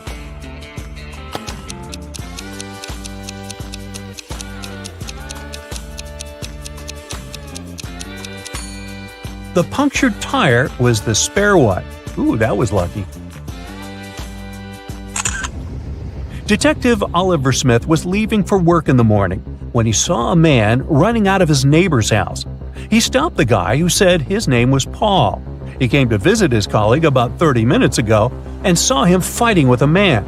The door was locked and Paul couldn't get inside to help. While he was trying to find the way to enter the house, the criminal left. Paul entered and saw his colleague lying on the kitchen floor, unconscious. Oliver and Paul came into the house. Nothing seemed to be out of the ordinary, but after looking around the kitchen, the detective arrested the man. Why?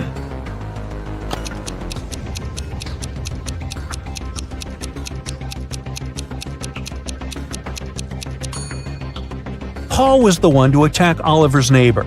If his words were true, fried eggs would have already been burned after 30 minutes of cooking. Detective Parkson was working on a tricky case. One day he vanished. His colleagues found an encrypted note on his desk. It looked like this. The officers knew Parkson had 3 suspects: Milana, Susan, and Emily. Who had some information about the detective's disappearance?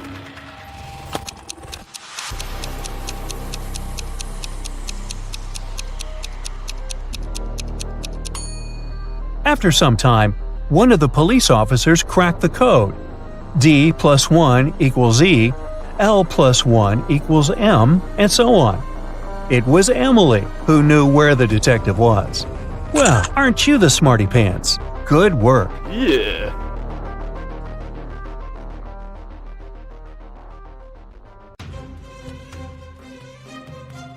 Hey Sherlock, I see you're ready for a new challenge. I've got just the thing for you. A jewelry store owner reported a theft. A detective arrived and interviewed 3 employees: John, Sarah, and Mike. John claimed he had been in the storeroom. Sarah said that one customer had been having problems with his credit card, and she had been trying to help him. And Mike insisted he had been in the office. The detective immediately realized who was lying. Have you figured it out too?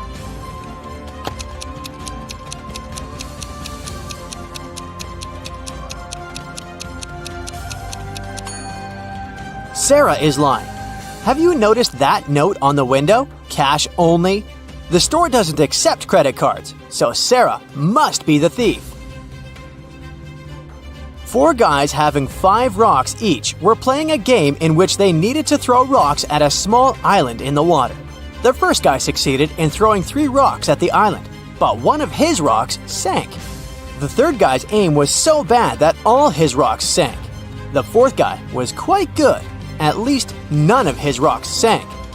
And the second guy was actually the winner, but he was struck by a rock in the head and was rushed to the hospital. Who threw a stone at the second guy?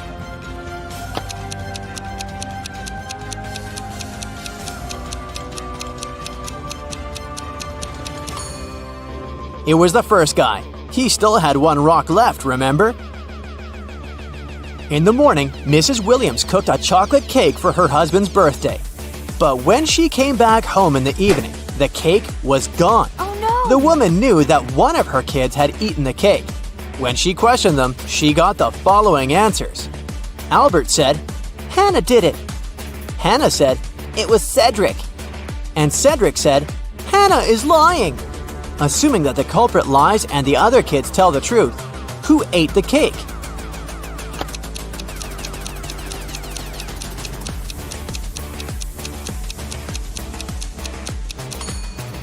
It was Hannah. When Albert said it was Hannah, he was telling the truth.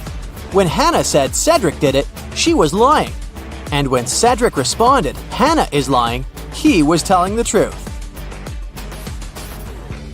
Look at these words. One of them is odd.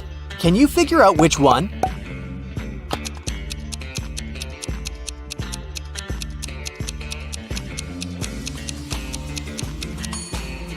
It's the word fourth. It should be spelled as fourth. Look at these two couples. There's something strange with one of them. Which one?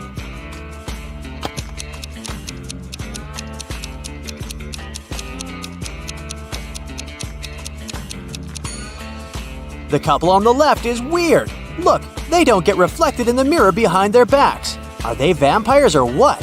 Creepy. Agents Yellow, Red, and Green each have a green badge, a yellow badge, and a red badge, but none of them has a badge color that matches their name. They were invited to a conference at the headquarters.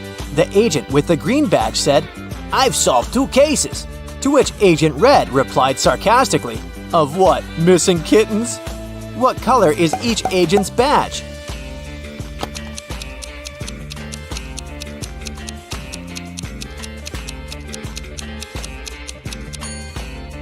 Pay attention to the fact that it was the agent with the green badge and not Agent Green who was talking to Agent Red. Since the agent with the green badge spoke to Agent Red, we know that Agent Red doesn't have the green badge. We already know he doesn't have the red badge either. Therefore, he must have a yellow badge. The agent with the green badge cannot be Agent Red, nor can he be Agent Green. Therefore, he must be Agent Yellow. So, Agent Yellow has the green badge and Agent Red has the yellow badge, which means Agent Green must have the red badge. In the morning, Agent Black had a fight with his wife, Agent White. Later in the day, he sent her a coded message as an apology. It went like this. Can you figure out what this message means?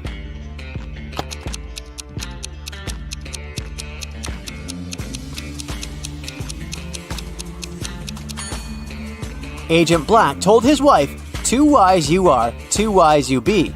I see you are too wise for me." Now it's time to turn on your analytical skills to the max. Can you figure out which number is missing here?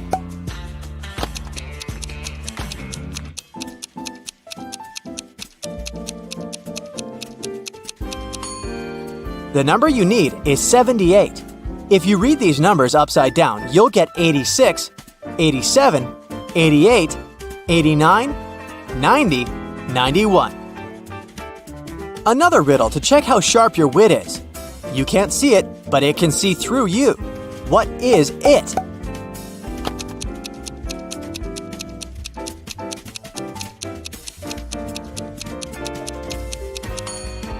It's an X-ray. It loses the head in the morning and only gets it back at night. What is it?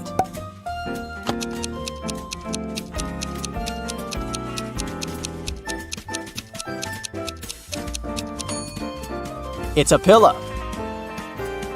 They are 2 brothers on opposite sides of the road, but they never see each other. What are they?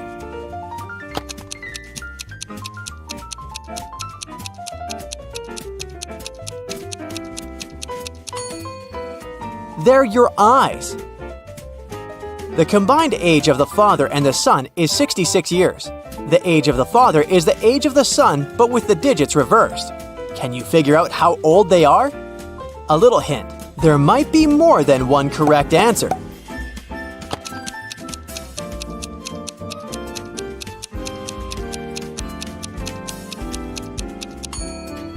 The father might be 60 years old, then his son is 6 years old. Or the father is 51 years old and the son is 15. And finally, the father can be 42 years old and the son will then be 24. Try to answer this question without thinking. You have 10 fingers on your hands. How many fingers are there on 10 hands?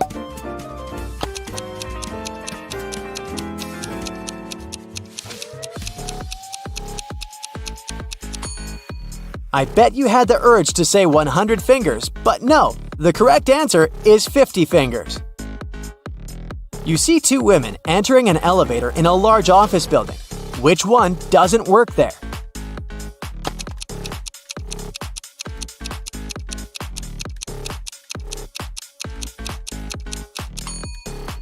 The woman on the left is wearing a name tag. It means she works for the company here. so the other woman is probably a guest. A couple decided to name their newborn baby Jason. Try to understand how this name is connected to the name of the couple's other children.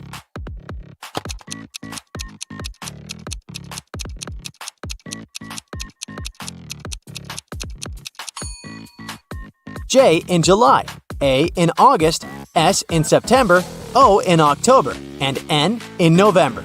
And we get Jason.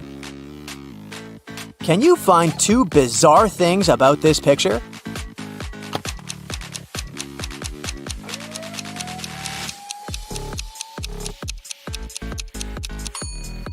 There's a pink coconut over there, and TV antennas sticking out of the sand. Your next task is to figure out which of these men is her husband.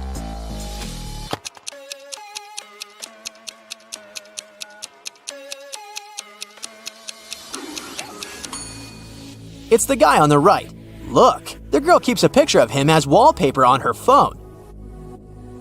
Which of these three ladies is not pregnant?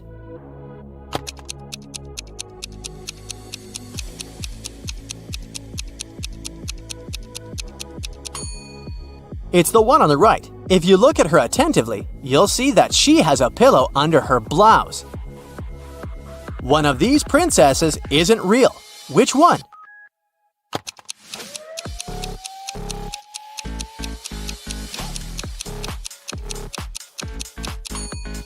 It's the one on the right. Have you noticed that one of her fingers is green? She's probably not human. How many books can you find in this picture?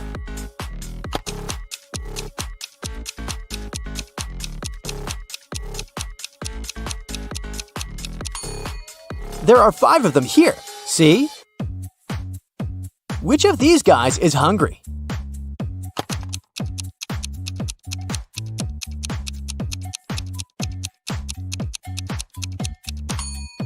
The guy on the right has already eaten. See that piece of lettuce stuck between his teeth? But the guy on the left is longingly gazing at a picture of a burger on his phone. He must be the hungry one. Can you find a candle in this picture?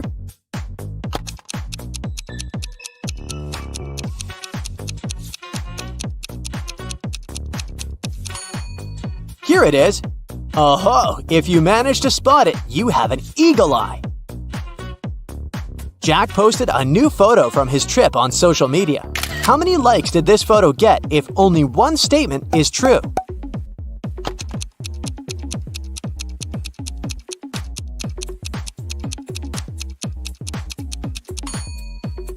Unfortunately, Jack's photo got 0 likes. Hopefully, he wasn't too upset. Marcus woke up in a dark basement with just one candle burning on the table. He saw 3 doors in one of the walls and 3 keys lying on the table. How many attempts did the guy need to figure out the key for each door?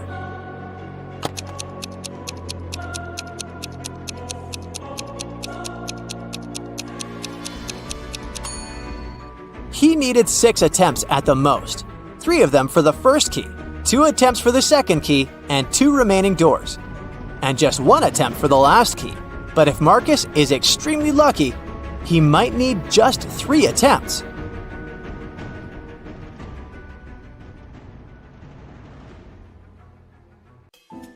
Megan here is a popular blogger from New York.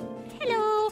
Today, she's meeting her bestie, Rosie, in her favorite cafe. Hello. They're both on a diet, so they only order herbal tea and a piece of chocolate cheesecake to share. Megan and Rosie have a great time together and post some food pictures. But an hour later, Rosie faints. Doctors reveal that she was poisoned. Let's take a look at Megan's post. Can you figure out where the poison was?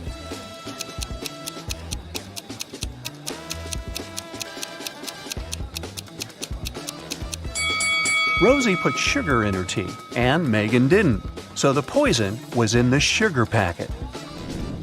After taking care of Rosie, Megan's finally headed home. The door in her apartment building has a combination lock, and someone has recently changed the 4-digit password. Luckily, Megan finds a hint nearby. Can you help her figure out the new code?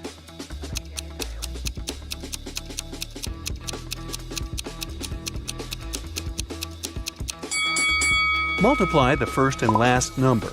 Then multiply the second and the third number. And the code is 2516.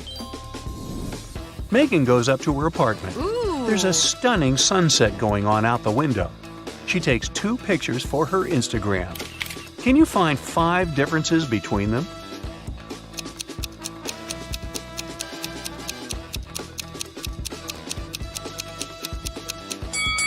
Ready to see the differences? Here they are.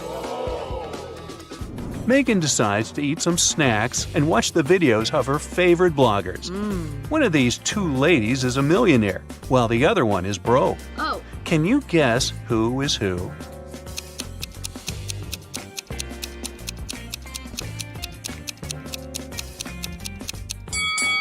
The second lady is broke. Can you see the Eiffel Tower and Big Ben in the background? She can't be in Paris and in London at the same time, can she? So her photo is fake, as well as her fancy lifestyle. Megan gets some cheesy comments from one of her subscribers, What? Evil Eye. But she doesn't take it seriously. She spends a great night with her friends. Late at night, Megan is walking back home alone. Suddenly, Evil Eye appears right in front of her. He grabs Megan and puts her into the trunk of his car. Megan faints. After a while, she wakes up in a basement and sees her fan drawing some sort of a flower on the floor. He says, 2 letters are missing here. Guess which ones and I'll set you free. If you don't, you'll stay here forever. Can you help Megan out?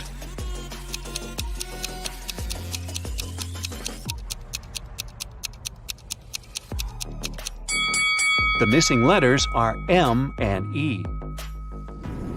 Megan returns home and discovers that someone has stolen her laptop. Well, this just isn't her day, is it? She calls the police and they interrogate 3 neighbors. Holly says, I was cleaning my apartment with loud music playing, so I didn't hear anything suspicious.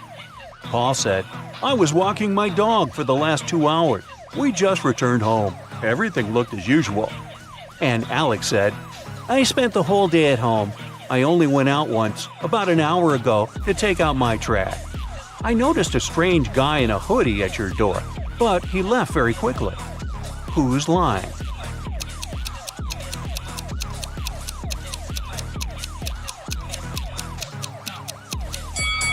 Alex.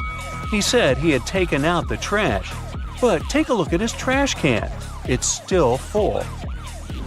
The next day, Megan gets good news from the police.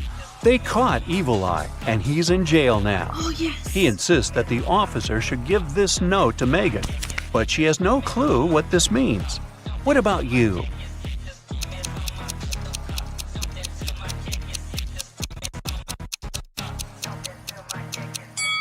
Ready to see the solution? The note literally says, jailbreak at 11 a.m. Yay! Megan's favorite blogger has just posted a What I Ate in a Day video. Oh, yes. See if you can spot anything odd here.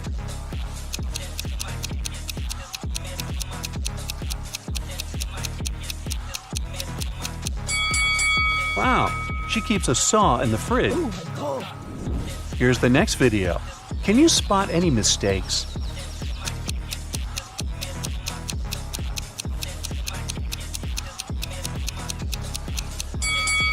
Yep, this rainbow is fake. Today is Megan's 30th birthday. She's been preparing for a party for weeks. She bought a beautiful dress, cooked plenty of food, and decorated the apartment. A lot of friends are invited, including Megan's boyfriend, Jeff.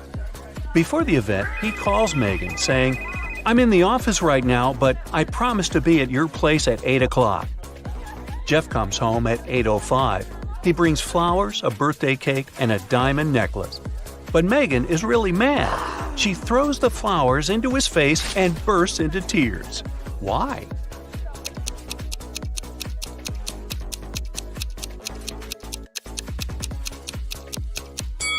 Megan was expecting him to arrive at 8 p.m., but he came at 8 a.m. the next morning.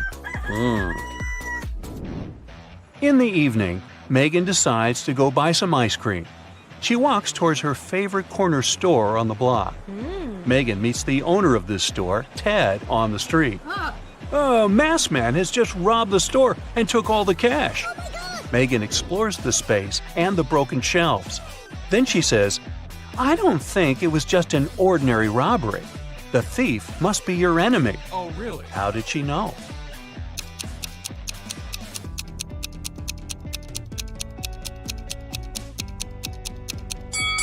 Take a closer look at the floor.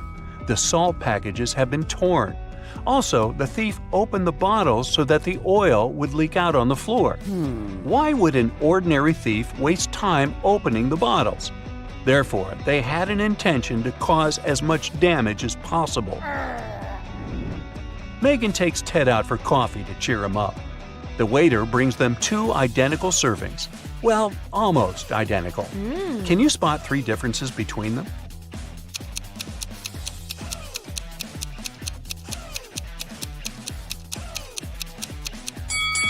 Here they are. Megan gets an invitation to a fancy party for bloggers. Only those who can crack this maze will actually find a way in. Can you help Megan reach the party?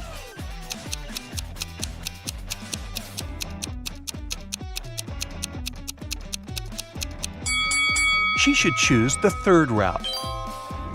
Megan reaches the final destination. There are 3 doors, all covered with graffiti. Can you help her guess where the party is taking place?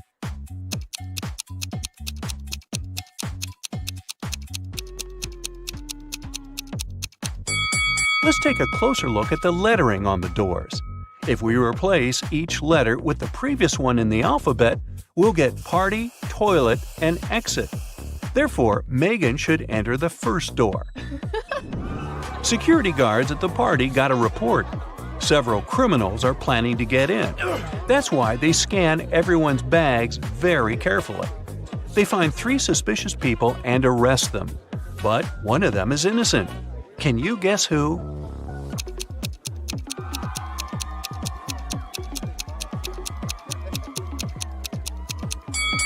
The second lady carries too many phones in her bag. A couple of smartphones and 1 old-fashioned button phone. As for the third guy, why would a bald man need shampoo at a party? It seems only the first lady isn't a criminal. Megan enters the party and goes to the bathroom to refresh her makeup. There, she meets 3 pretty ladies. 2 of them are vampires. Can you tell who's not?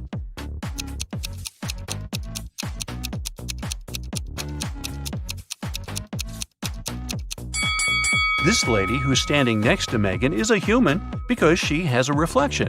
Therefore, the 2 others are vampires. Megan wants to rent a cozy cabin to spend a weekend in the woods. She's looking through a special app and finds 4 available options, but only one of them is safe enough. Can you help Megan make the right decision?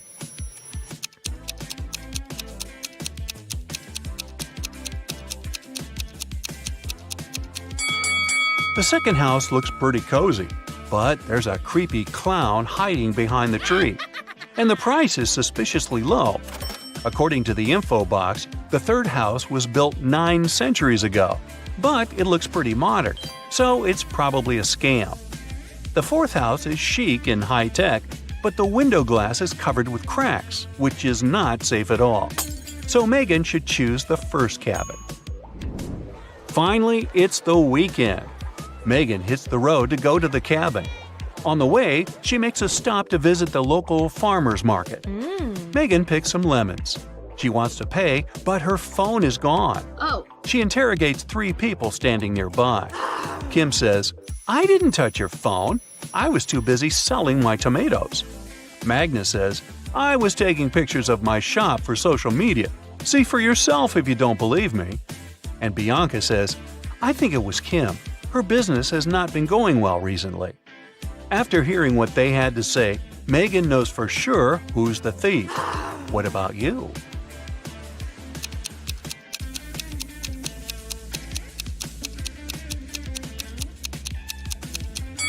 Check out Magnus's basket with vegetables. He hid Megan's phone among the carrots. Megan orders a beverage at the local coffee shop and looks around. Hello. One of the customers is not human. Oh my God. Can you figure out who?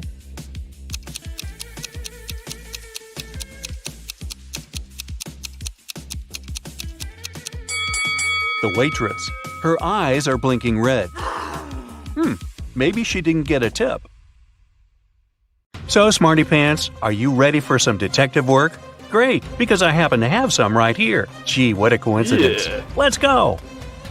You drop a bowling ball in a bucket of water which is 45 degrees Fahrenheit. And you also drop another ball of the same weight, mass, and size in a bucket at 30 degrees Fahrenheit. If you do it at the same time, which ball will hit the bottom of the bucket first?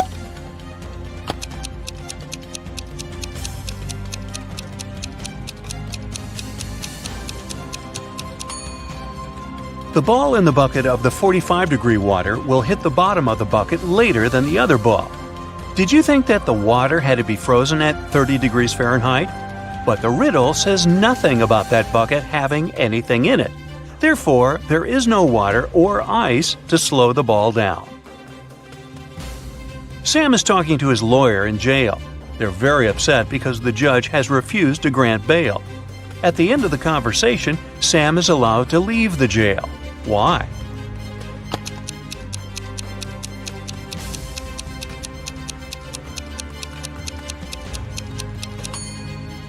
Sam is visiting his lawyer, who was arrested and jailed.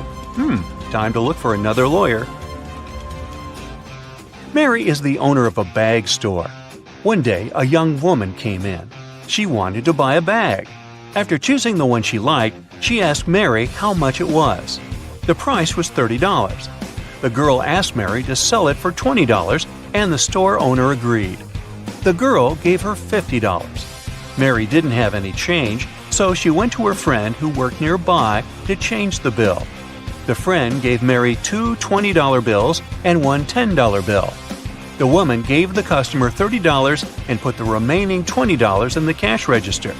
Just a few minutes after the buyer left, Mary's friend rushed into the store. "The bill you gave me is fake. I need my money back." Mary gave her friend her own $50. How much money did the store owner lose in total?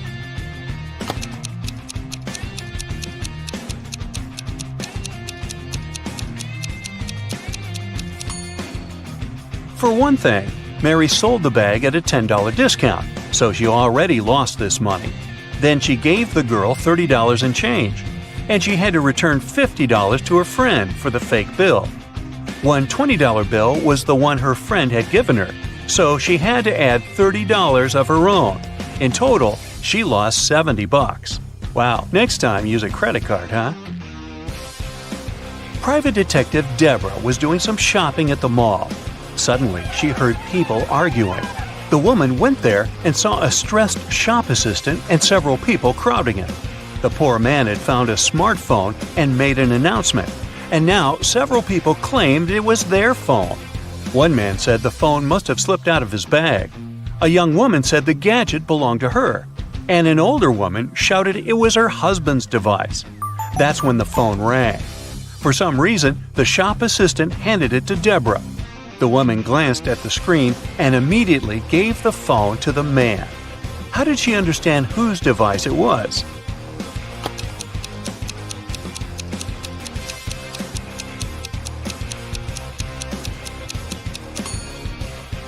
Deborah saw the word wife written on the screen. Jenny heard about a private party which was supposed to be VIP. Celebrities and influencers were going to attend it. And guess what? Thanks to one of her friends, Jenny managed to get on the guest list. Yay! Before the party, the girl bought a new dress and a pretty and expensive purse. At the party, Jenny got acquainted with a very nice young man called David. They were talking when someone pushed Jenny. She didn't fall over, only thanks to David's fast reaction. But she noticed that her purse was gone. No. David rushed to catch the thief. He spotted a guy hanging around the entrance. "What are you doing here?" The man answered that he was looking for an ATM. He needed cash to buy a ticket for the party. David told the man to hand Jenny's purse over or he would call the police. How did he understand the man was the thief?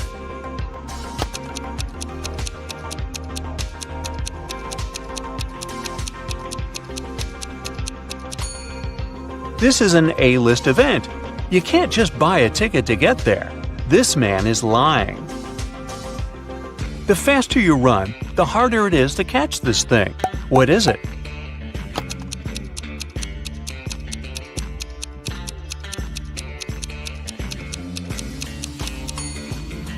It's your breath.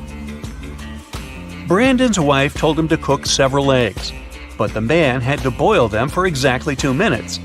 She left her husband 3 hourglass timers for 3, 4, and 5 minutes. How can the man boil the eggs for exactly 2 minutes?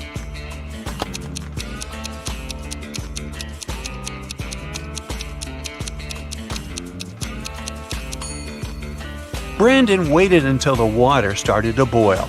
Then he turned over the 3 and 5 minute timers. When the 3-minute timer ran out, he dropped the eggs into the water. And when the 5-minute timer ran out, he had his perfectly boiled eggs. Sometimes I am loved, usually by the young. Other times I am dreaded, mostly by the old ones.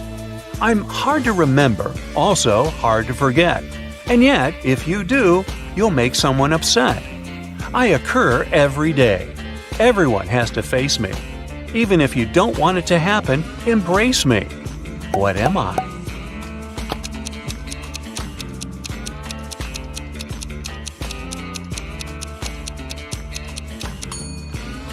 A birthday. It's thin, but when water splashes it, none seeps through. When hit, it changes color. It covers an incredibly complex thing, yet it's very easy to flex. What is it?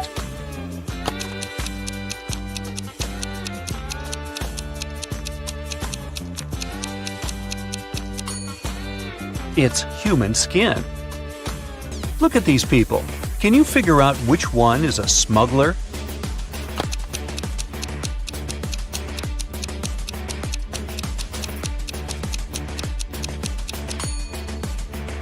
It's the woman on the left. The lady on this right is really pregnant.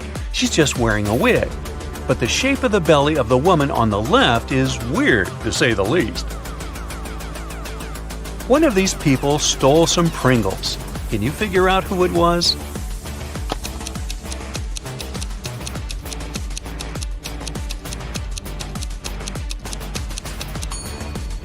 It's this young lady. Look at her ponytail. A very strange shape.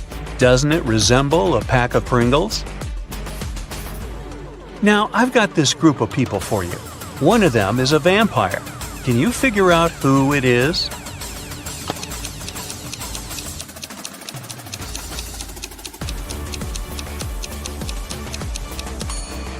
It's this guy sitting on the right. Have you noticed that he has no shadow? A farmer is traveling with a fox, a sheep, and a small sack of hay. He comes to a river. There's a small boat near the shore. The boat can only support the farmer and one other animal or item. If the farmer leaves the fox alone with the sheep, the fox will eat the sheep. And if the farmer leaves the sheep alone with the hay, the sheep will eat the hay. How can the farmer get all three, as well as himself, safely across the river?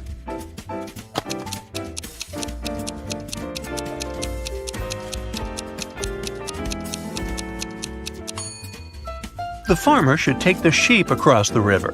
Then he should paddle back. Then he will take the fox across the river. After that, the farmer should take the sheep back to the first side of the river. Then the farmer should leave the sheep on the first side of the river and take the hay to the other side, because it's safe to leave the hay with the fox. The farmer will then return to the first side of the river and pick up the sheep. The morning after a heavy snowfall, Justin went outside and saw there was twice as much snow on the top of his garage as there was on his neighbor's.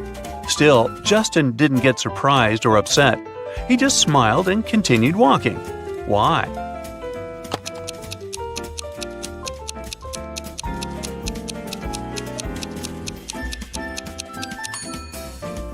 Justin's garage is twice as big as his neighbor's. No wonder it has twice as much snow. Andrew and Gary are twins. They were born just 1 minute apart, and Andrew is the elder of the two. But for some mysterious reason, they celebrate their birthdays 2 days apart once every several years. How is this possible?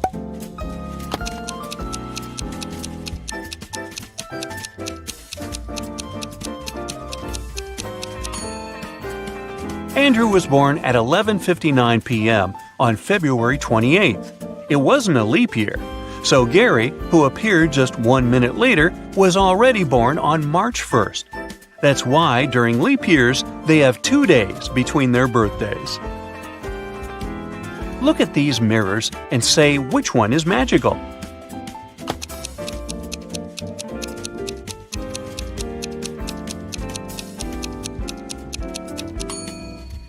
It's the one the girl in the middle is holding. Apparently, it helped her to get rid of her mole. 2 men are playing chess. They've already played 5 games, and each man has won 3 of them. How is it possible?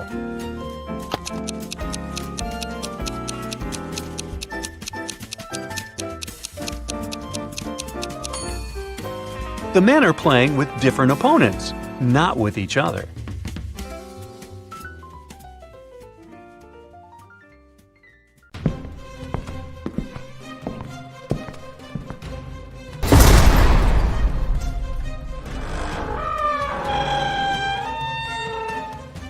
Hey Sherlock, I've got a job for you. Are you ready to polish your analytical skills? Great. Here you go. Yeah. Once Lily, a real estate agent, was showing a luxurious apartment to a wealthy family. The family liked everything about the apartment, but for one thing. The place had huge floor-to-ceiling windows, and they were worried someone could accidentally break the glass and fall out. Lily really wanted to sell that expensive apartment. That's why she decided to prove that the glass was unbreakable.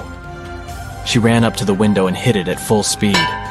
The glass indeed didn't break, but Lily fell out of the window and was rushed to a hospital. How could it happen?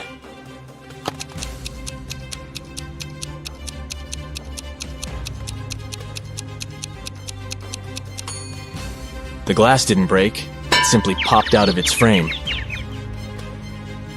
One day, Detective Morris decided to have a walk in the park. In the middle of his stroll, he got a call from his assistant. It turned out that a huge pile of plastic on the outskirts of the city had disappeared overnight. The detective rushed there, and guess what? The information was true. But the most bizarre thing? There were no tire tracks or any other marks around the place. But then, how could the thief transport so much plastic without using a vehicle? Suddenly, Detective Morris noticed some weird footmarks. Can you help the man understand who they belong to?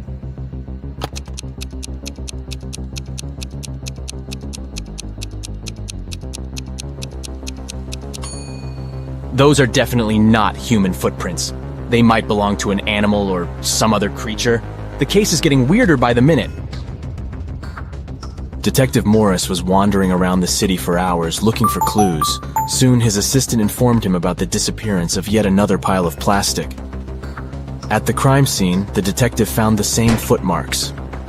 The expert he had asked to examine the photos and samples replied that the footprints didn't match any other in her extensive database. She even suggested that they could belong to an alien. But why would aliens need our plastic? Morris decided to prevent the next crime. He went to the outskirts of the city again and spotted 2 piles of garbage. Look at them attentively. Which one might aliens want to steal?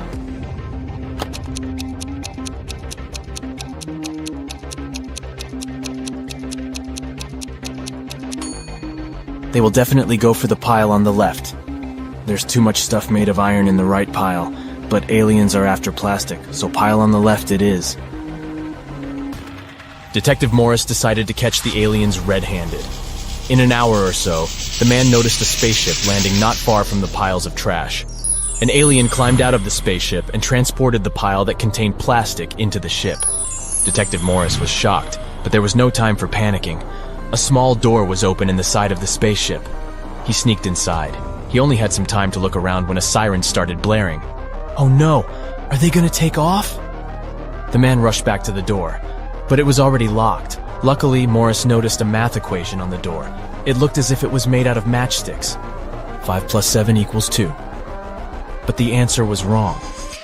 By trial and error, The detective understood he could only move one matchstick to make the equation correct. How can he do it?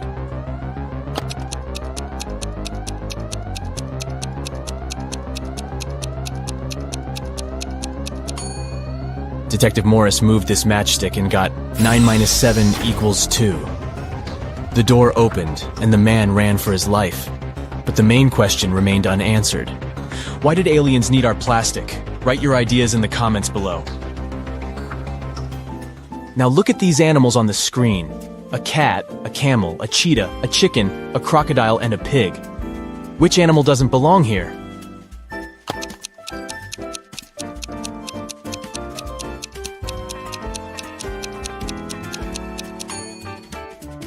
The pig is the odd one out.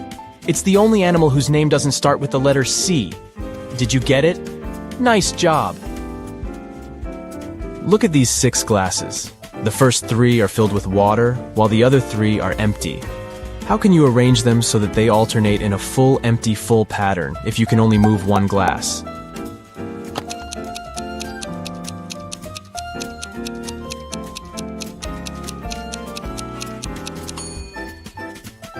Pick up the second glass and pour the water into the 5th one. Here you go. Now you have 7 guests at your birthday party. And your task is to figure out how to divide your very round birthday cake into 8 equal pieces by making only 3 cuts.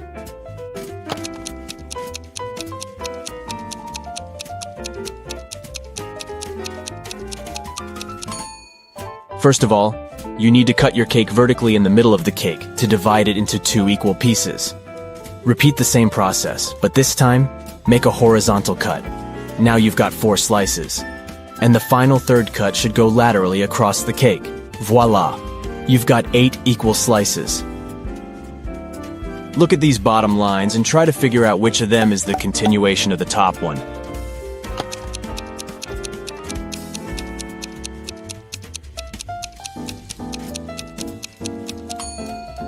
It's this line on the left, see? You've been kidnapped by an insane scientist who's going to test his new protective cream on you. After covering you with this lotion, which you absolutely don't trust, he offers you to choose one of the 3 containers he'll then throw you in. One of the containers is filled with radioactive waste. In the second container, there is an acid that can eat even through metal. And the third one is filled with lava from the largest volcano on Earth that erupted a year ago. Which container should you choose?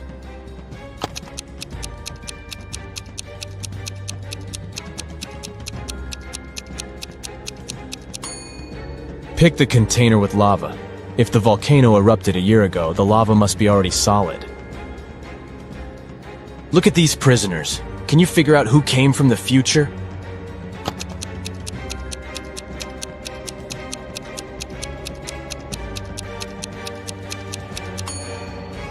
It's the guy in the middle. Unlike the other 2 men who are dressed like people were in the past, he's wearing modern clothes and cool sneakers. A terrible virus broke free from a laboratory, and now all animals and plants on Earth are mutating at a horrifying speed. Uh-oh. You've been trying to find the solution, but instead got trapped in the laboratory where it had all started. There are 3 doors you can escape through, but behind the first one, there is a bunch of aggressive flesh-eating cacti. The second door hides hundreds of venomous bees, and the third door prevents an attack of fire-spitting dragon-like monsters. Which door can lead you to freedom?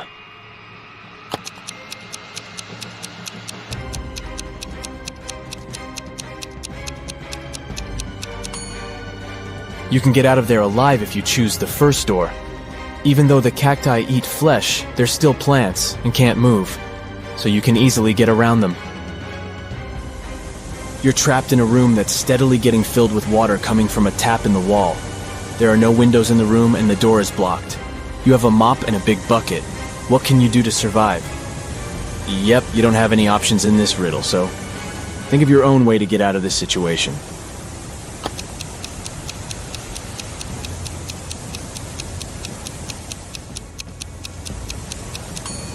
Your chances to stay alive are much higher than you might think. Just turn off the tap. Nathan came to visit his friend Zachary, who worked in a museum. Look what I've got. A priceless manuscript that was written more than 1,000 years ago. Zachary looked through the manuscript and realized his friend had been fooled. Does anything in this text strike you as strange? King Alfred V ruled the country from 1290 to 1320 before Common Era.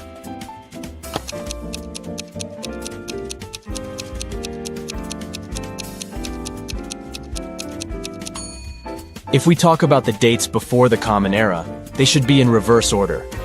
The original text would read, King Alfred V ruled the country from 1320 to 1290 before Common Era. A villain has caught you, and now he lets you choose in which cage he will keep you. You can get out of the cage only through the lid in its ceiling. But on top of the first cage, there is a nest of venomous snakes. Boiling water is on top of the second cage. And on top of the third cage, there is a hungry lion. Which cage should you pick to be able to escape when the villain falls asleep?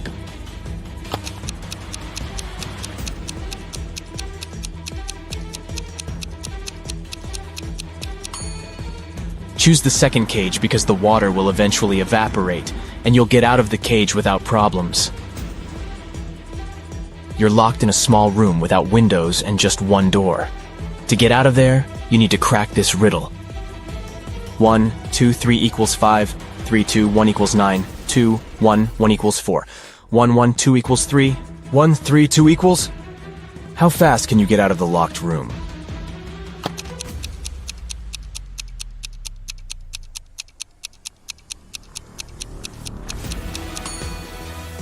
The answer lies in the addition of the second and third digits, and the multiplication of the sum by the first digit. Let's take the first equation. 1, 2, 3 equals 5, 2 plus 3 equals 5. 1 times 5 is 5, let's make sure. 3, 2, 1 equals 9. 2 plus 1 equals 3, 3 times 3 is 9. Then the answer we need is again 5. 3 plus 2 equals 5. 1 times 5 is 5. Now, let's check if you can think outside the box. A few rebus puzzles will do the job. Try to figure out this one.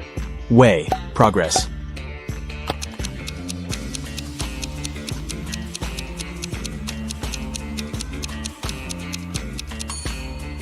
It means progress underway. How about this one? Noon. Good.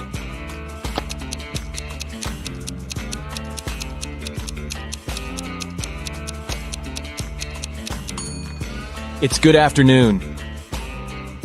Pay attention to the arrangement of the letters. C, L, E, A, N. Do you think you can figure it out?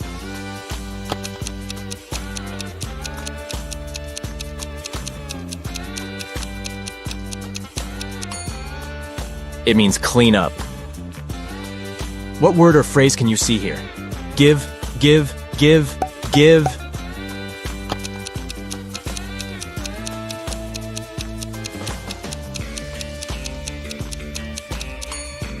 It stands for forgive. Concentrate. I believe you can crack this puzzle. 1N, 3N, 5N, 7N.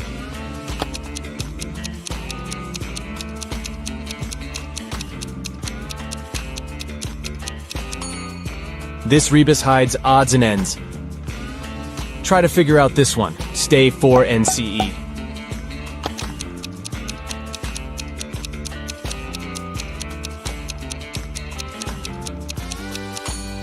It's for instance. Great job! Mr. Carter, a rich man who collected antiques, asked Detective Morris to visit him.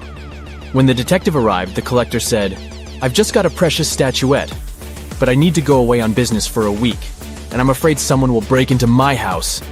Of course, the statuette is insured, but still. Detective Morris had some other urgent things to do, but he promised to come back in the evening to figure out the solution. But when he arrived several hours later, Mr. Carter was in despair. I drove my sister to the doctor and was away for an hour or so. But when I came back, the statuette was gone. Detective Morris didn't believe the collector. Why?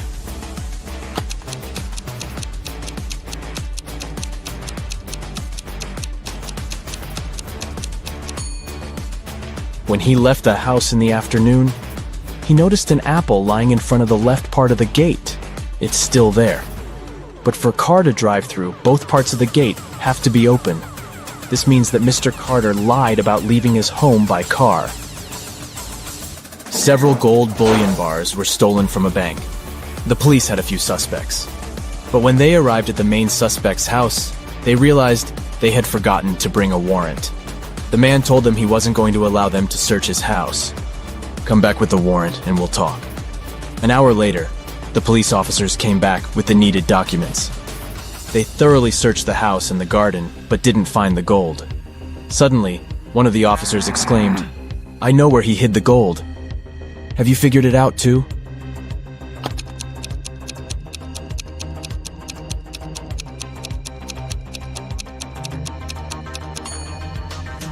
The gold is in the swimming pool. When the police visited the man for the first time, the level of water in it was much lower. A very famous painting disappeared from the museum. Later, the police managed to find it. But there was a problem. They found not one, but 3 paintings. Only one of them is original. The others are just copies. Can you help the police figure out which the original painting is?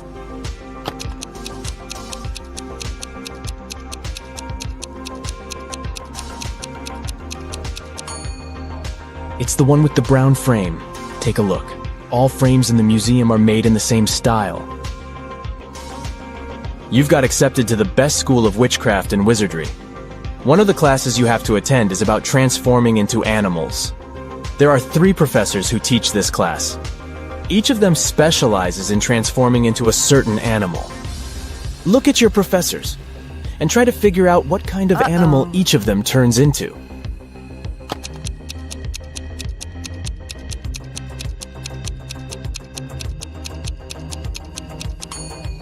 Have you noticed that the first professor has a forked tongue? He must transform into a snake. The second professor has a lion's tail. It must be the animal she transforms into. And the third professor has bear claws. He must turn into a grizzly bear. Are you ready to challenge your intelligence? You can crack these cool puzzles on your own and then surprise your friends at the table. Feel free to pause the video if you need more time to think. All right, we've arranged these 6 coins specially for you. Can you turn this shape into a hexagon in just 3 moves? Wait a minute.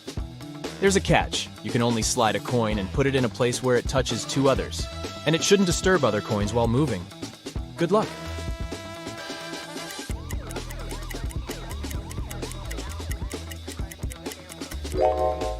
Well, have you cracked it? Here's the right answer. Move 1, 2, and 3. Voila! Our perfect hexagon is ready. You can also use this riddle in reverse to challenge your friends. Here's another riddle with a hexagon shape. The task is to arrange these coins into a triangle with only 4 moves. The rules are the same. Every move should consist of sliding just 1 coin to a new location, where it touches at least 2 other coins. Are you ready? Let's get started.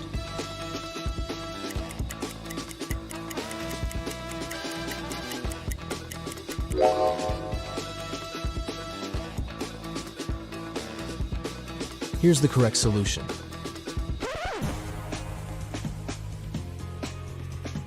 And now the challenge is to make a cross with 5 coins going vertically and 5 horizontally. But you can only move 2 coins. Sounds impossible, but there's actually a way out. Good luck.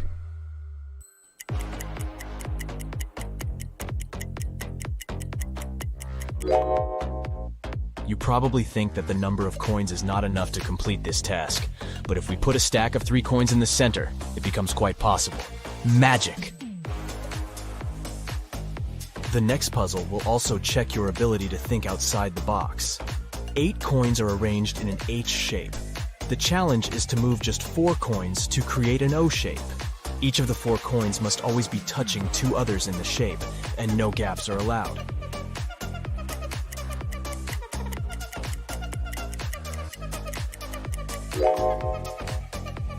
Alright, let's see the answer. 1, 2, 3, and 4. It's a lot easier than it seems. It took 10 coins to build this triangle. Can you flip it upside down by moving only 3 coins?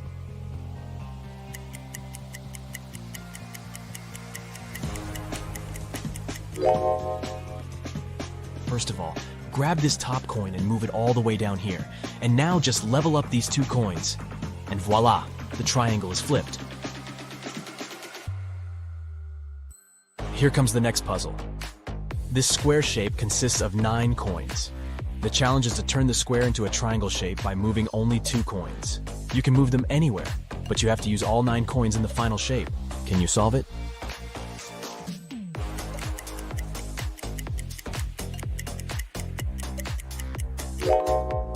Ready to see the answer? Just move these 2 coins, and there you have it.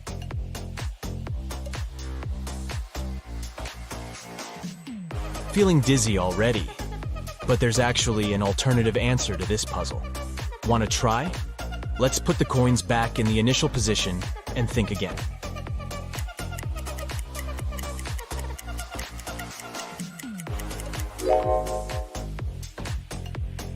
Here's the second solution.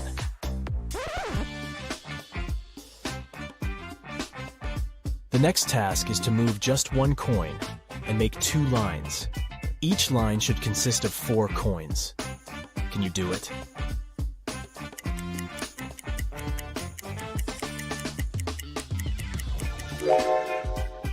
This puzzle requires unconventional thinking, but the answer is simple. You should only put this coin over here and there you have it. Let's go ahead and try to crack the next puzzle. The task is to move just 3 coins to reverse the entire shape. Can you do it?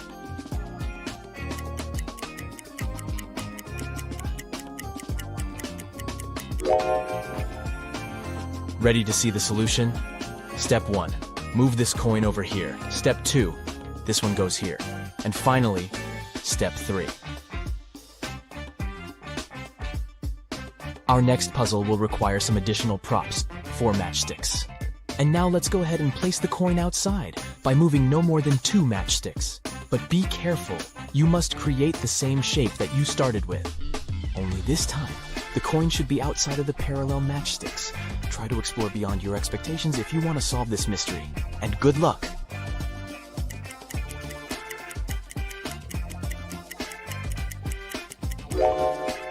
Well, how's it going? Here's the solution. Slide this matchstick like this, and put this one over here.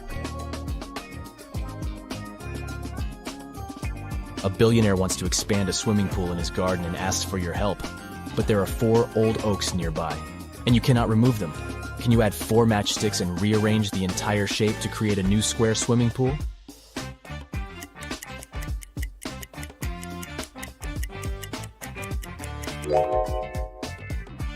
Here's the solution. Easier than it sounds, huh? Let's go ahead and take a look at the next riddle. Here's a square. Each side is built of 4 matchsticks. The challenge is to add 10 matchsticks and split the initial square into 4 areas with the same size and shape.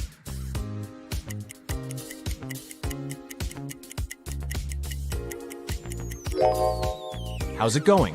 Have you cracked it? Here's the correct answer. These matches are arranged into the shape of a David star. The task is to add 12 matchsticks and create 9 rhombuses. Can you do that?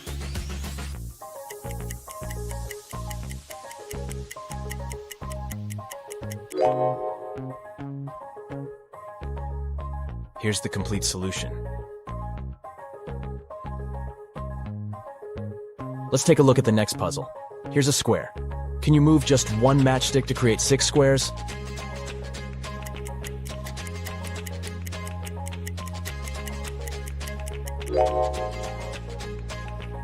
Voila. 1, 2, 3, 4, 5, and 6.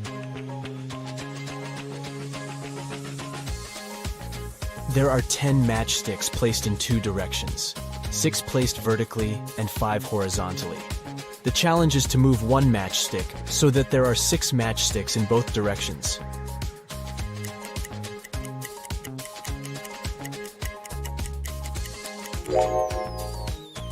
Ready to see the answer? Just put this matchstick over here. You don't have to be a great mathematician to solve the next riddle, but it can make your brain sweat. 2 plus 7 minus 2 plus 7 equals 14. Can you move just one matchstick and change the final result to 30?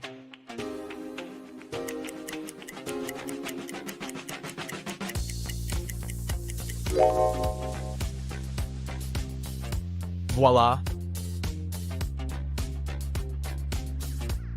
There are 7 matchsticks on the table. The task is to arrange them, so that each touches the others. Can you do that?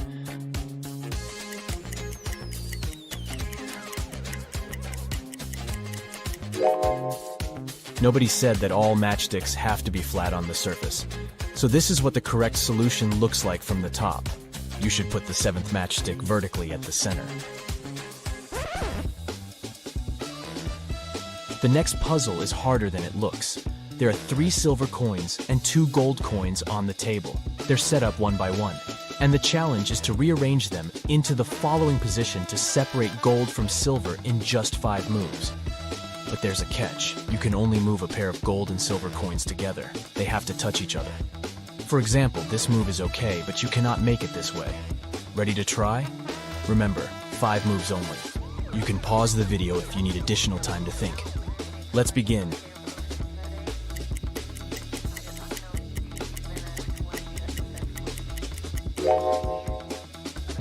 Ready to see the solution?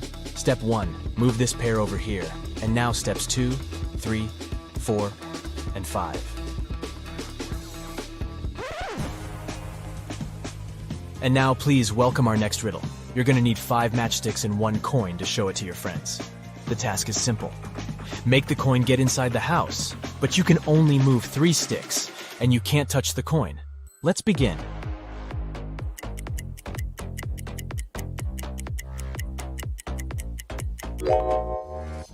Ready to see the solution? Step 1. Move the bottom stick in an upward direction like this. Step 2. Move one of the walls like this. And step 3. Move the bottom stick in an upward direction as shown. And there you have it. Great job! The next puzzle will require 24 match heads. They're arranged in the number 58. The challenge is to remove some match heads and create a number that is less than the original 58 by at least 50. Can you figure out the minimum number of match heads that should be removed?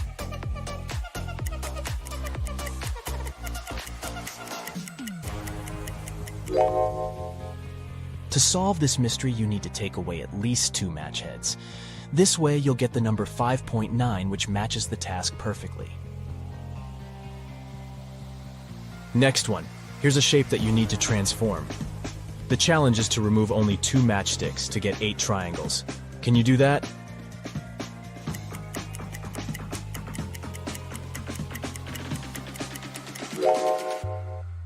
Here's the solution.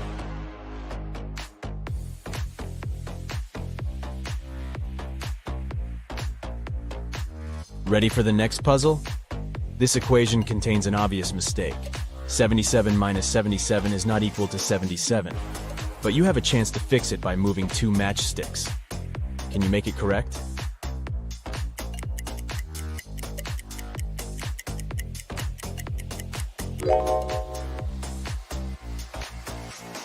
Here's the solution. The next challenge is to place 6 matchsticks to divide the square into 4 pieces of equal area and the same shape with 1 coin inside each piece. Let's add some grid lines to make the task a little easier.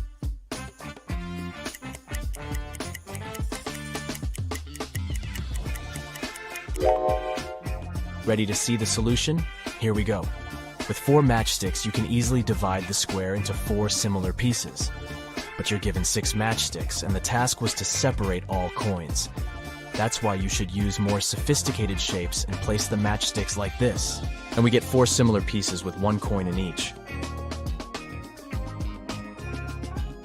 Let's go ahead and crack some geometric puzzles. How many triangles do you see in the picture puzzle below?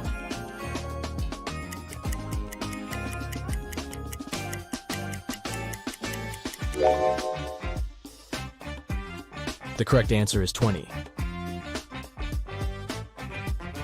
What about this picture? Can you count the correct number of triangles?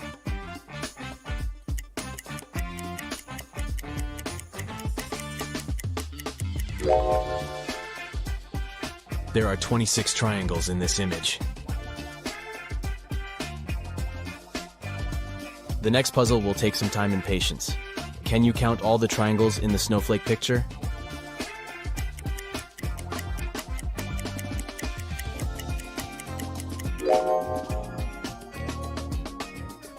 The correct answer is 56.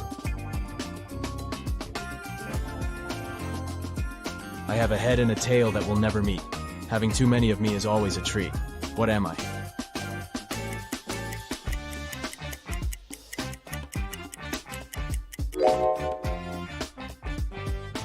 The correct answer is a coin.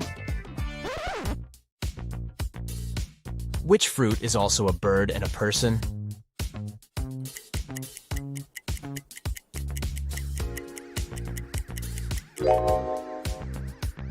Kiwi. It's a bird and a fruit. Also, kiwi is a common self-reference used by New Zealanders. I help you from your head to your toe. The more I work, the smaller I grow. What am I?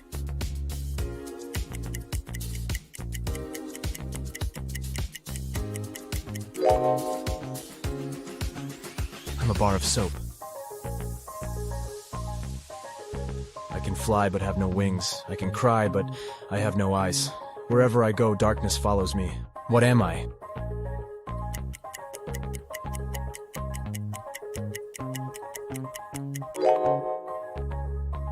The correct answer is louds. I have branches but no fruit, trunk, or leaves. What am I?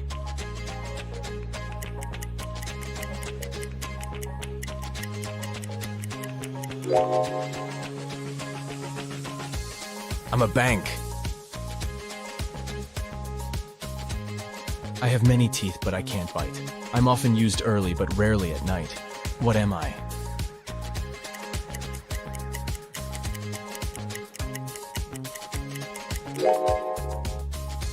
The correct answer is a comb. Whenever you see me, you clap for me. Though you hate me, you prefer me to my wife. Who am I?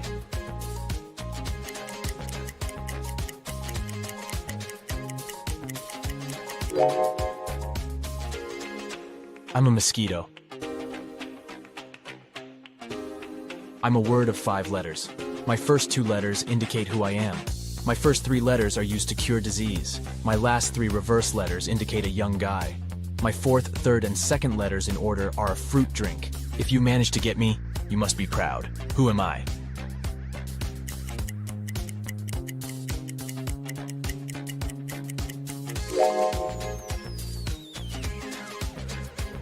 I'm a medal. 2 in the bedroom, 1 in the house, but none in the kitchen. What am I?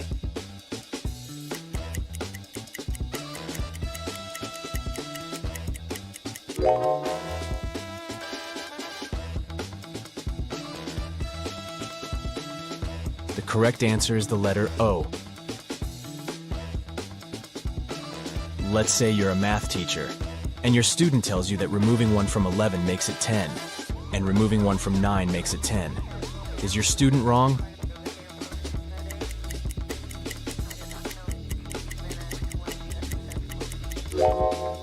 Not really. This answer is possible when you use Roman numerals. 9 equals sine 9, 10 equals sine x, 11 equals sine double twice. This way, by removing 1 from 9, you're getting 10. And by removing 1 from 11, the result is 10 again. It's a common fact that New Year occurs a week after Christmas, and therefore it falls on the same day of the week as Christmas. But this won't happen in 2050. In 2050, Christmas will occur on Sunday, while New Year will fall on Saturday. How can this be possible?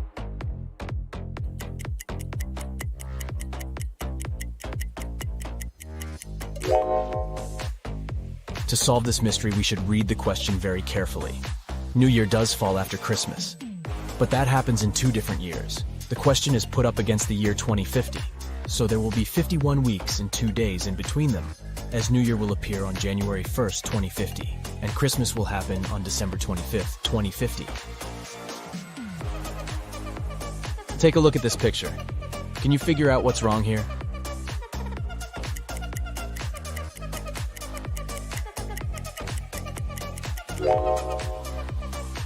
It's all about time. According to the clock, sunset can't take place at this hour. What about this image? Can you spot anything odd?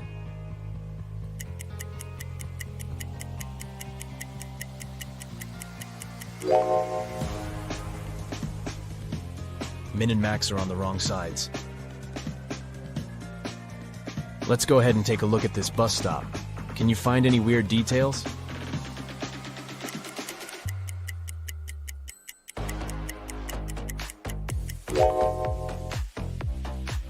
This bus doesn't have any side mirrors or windshield wipers. Now, Mary and John are an ordinary young couple. One day they decided to go out of town and spend some time in nature, so they jumped in the car. While they were driving, they suddenly saw 4 hitchhiking people at a gas station.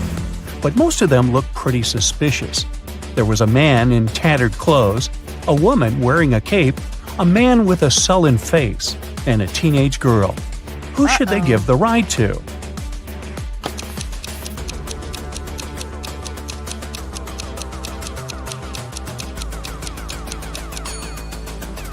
Look, the woman in a cape doesn't cast a shadow.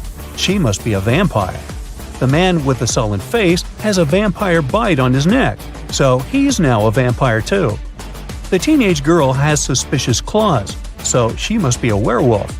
Thus, the man in tattered clothes is the only one who doesn't seem to be dangerous. There's a huge crime spree happening in town. The police are swarmed, and they don't have enough officers to help everyone. The citizens need you.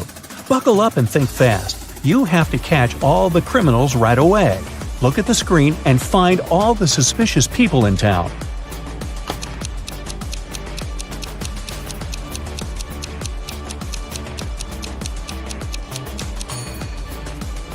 There are only 2 of them, actually. First off, look at this lady. Why would she wear 3 wristwatches at the same time? These must be stolen. And since she has no bag or pockets, she had to put them all on her wrist. Next, there's this bearded man. Seems like he's got a lot of jewelry hidden in his beard. Oh, that's a weird construction. Paula and Jeremy have been married for 5 years already. They had a perfect relationship and everything was great. One day, Jeremy had to leave for a business trip for a week. However, he came back home unexpectedly 2 days later. Paula instantly realized that it wasn't Jeremy and called the police.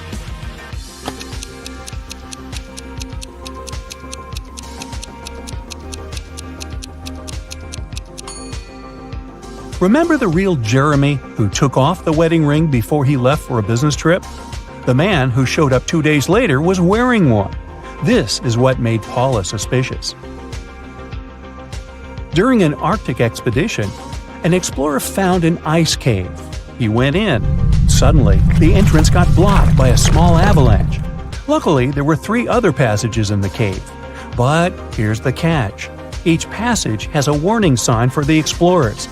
It says that the first passage leads to a group of Yeti, the second one leads to a huge group of mammoths, and the third one leads to hungry bears. Which passage should our explorer choose?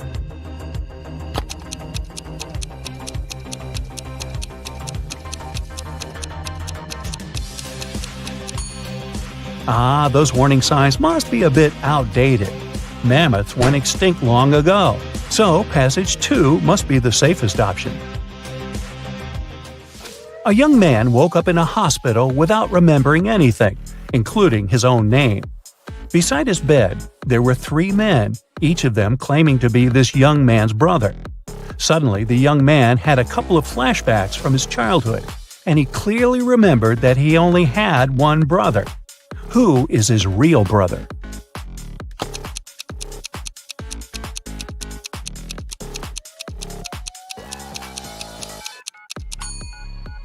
The man on the right seems to be his brother. He's the only one who looks like the guy in the bed, plus they have matching tattoos on their arms. Martin's an undercover detective. He's on a mission right now, and he's pretending to be one of the staff members at a luxurious resort. His mission is to follow a dangerous criminal who's planning to steal a rare piece of art from a wealthy businessman. Martin has to report the situation to his partner Steve every day. They can't use phones to communicate, so they make codes using deck chairs and umbrellas. If the robbery isn't planned for today, there should be more deck chairs than umbrellas by the pool. If the robbery is planned for today, there should be more umbrellas. Today, Steve's flying in a helicopter over the pool to check the situation. Now, look at what you see and decide whether the robbery is planned for today or not.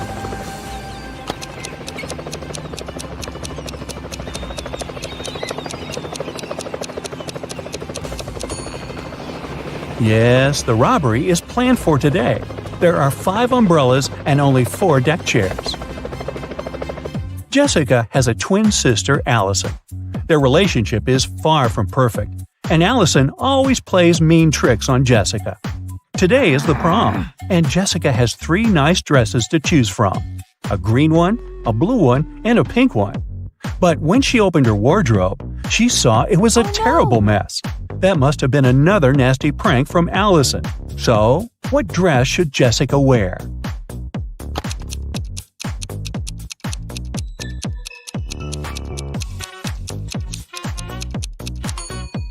She should wear the pink dress. A button on the blue dress is about to come off. Oops. And the green one was spoiled with paint by Allison. Alright, a couple of short riddles to give you a break. Ready? There's something all the people in this world do simultaneously. Disclaimer, it's not about breathing. So what is it?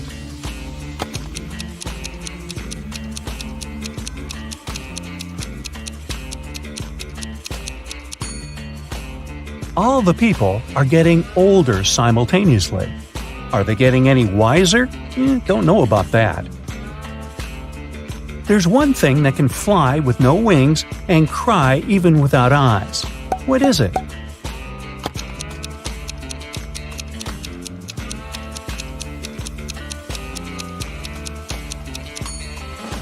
It's a cloud. What can you see with your eyes closed?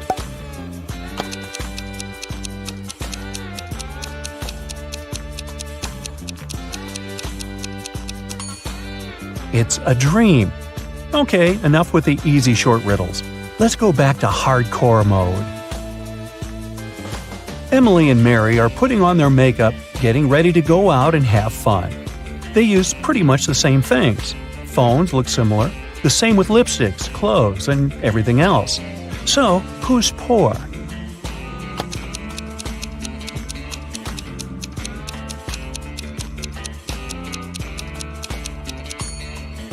Take a closer look at Emily. Her dress kind of gives her away, since it's an obvious knockoff. A green apple costs $1, a red one costs $2, and a blue one costs $3. What apples and how many of them did Frank buy, if we know he spent $3 and 2 bills only?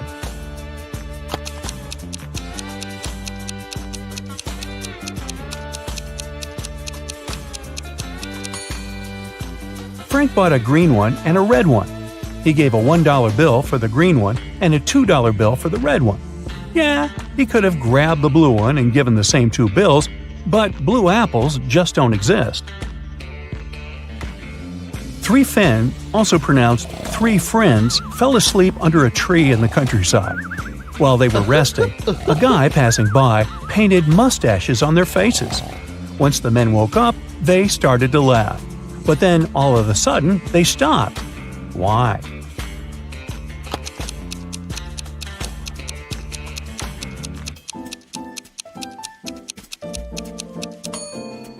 Well, at first, they saw the mustaches on their friends' faces and found it funny. But then, they realized their friends were laughing too. It meant that they had mustaches on their faces as well. Aunt Jean is a huge fan of cats. She lives in a 1-story house. She has cat garden statues, a cat rug, cat wallpapers, cat cushions, and even on the fridge there are cat photos. Not to mention all 30 cats that live in her house. What painting is there upstairs?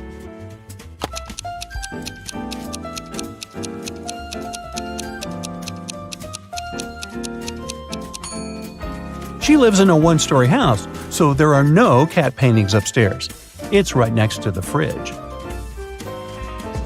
Anthony, the financial director of a big company, finally persuaded new partners to sign a super important agreement. He then put this document into a folder and left it on the table in his office. When he arrived at work the next morning, the folder was gone. John gathered all the employees who were in the office at that time and asked them if they had noticed anything weird. The cleaning lady said that she had been busy washing the floor and hadn't paid attention to anything around. The designer explained that he hadn't left his working place even once. What's more, being an artist, he didn't have any interest in agreement documents. The accountant admitted that he had entered John's office to have some documents signed, but once he noticed there was no one inside, he immediately left. So, who took the folder with the agreement?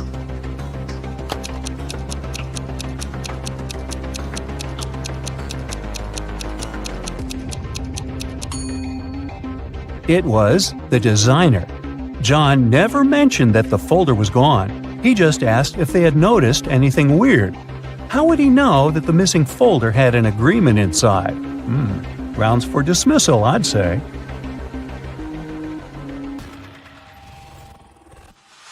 Hi, my favorite detective. I've got a new portion of tricky riddles for you to train your sharp mind. Let's start. Yeah. One summer night, Emily threw a big party. But in the morning, she discovered that someone had stolen all her jewelry and money. Oh no! The police have 3 suspects: Daniel, Emily's boyfriend, Lily, her best friend, and Hannah, the girl's sister. Daniel told the police that he'd been playing computer games with his friend all night long. Lily felt sick and went home in the middle of the night. She said she knew nothing about the theft when the police called her. And Hannah said that she had stayed at the party till 7 a.m. and then had taken a taxi home because nobody could give her a lift. It was dark and she couldn't see anything. Who was lying?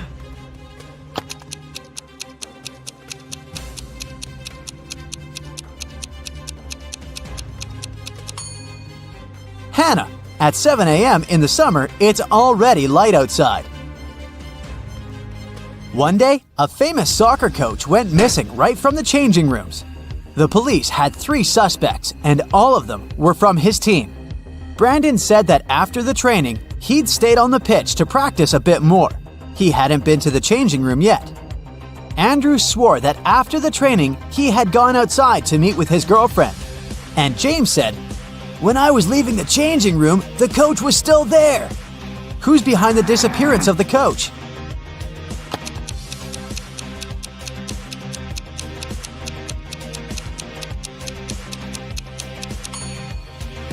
It's Brandon. He said he hadn't been to the changing room yet. But look, he's wearing not his uniform, but his street clothes. Once, a mad professor kidnapped Zoe and held her in his house. Was he planning to experiment on her? There was no way the young woman could escape. But one day, the scientist got bored. You'll have to make breakfast for me tomorrow. If I like it, I'll let you go. If not, no one will hear about you again. In the morning, Zoe went to the kitchen and started cooking. But when she turned away from the stove, the scientist threw a whole box of salt into the pot. However, when Zoe served him breakfast, he realized he had to set the girl free. Can you figure out what Zoe cooked?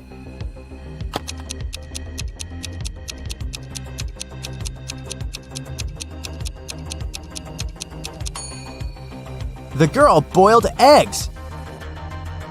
A man on a motorbike crashed into the window of Mr. Ruby's store, grabbed several expensive watches, and drove away.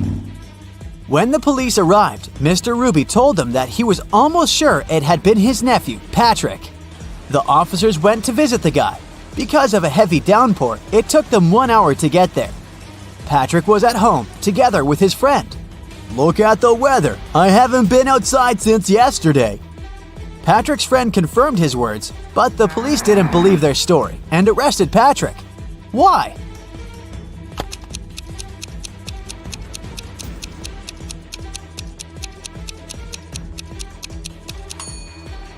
The guy's helmet is hanging on his motorbike.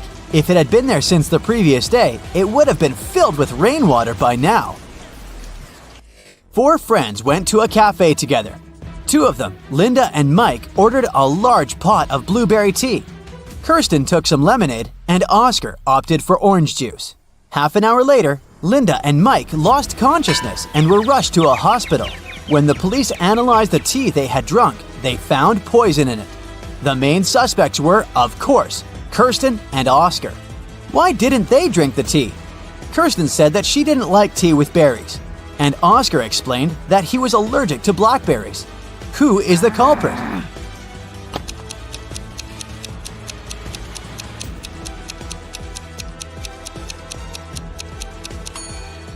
It's Oscar. He said he was allergic to blackberries, but the tea his friends drank was with blueberries. David worked at a construction site.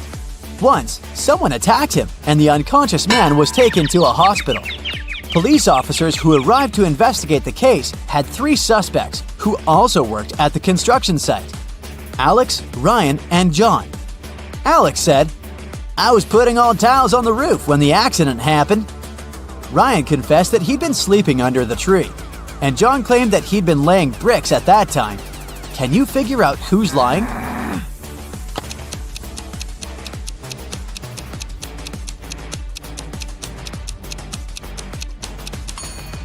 Alex was the one to hurt David. The building has no roof yet, so he couldn't be putting tiles up there. You've bought a cute little rabbit at a pet store. The animal can breed every 2 months, and every time it will deliver 5 babies. How many rabbits will you have in a year?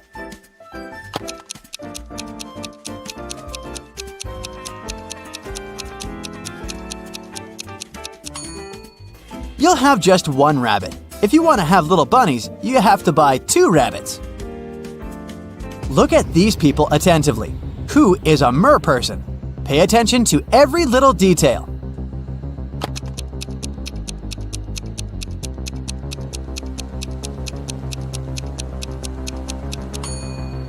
It's the guy on the right.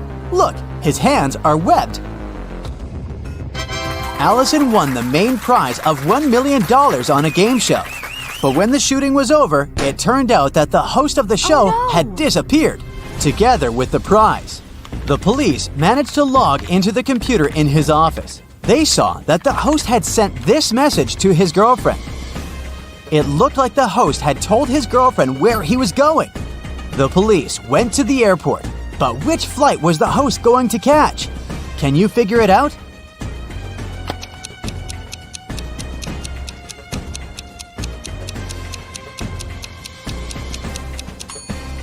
Now let's see, the first 2 letters of Atlas are AT.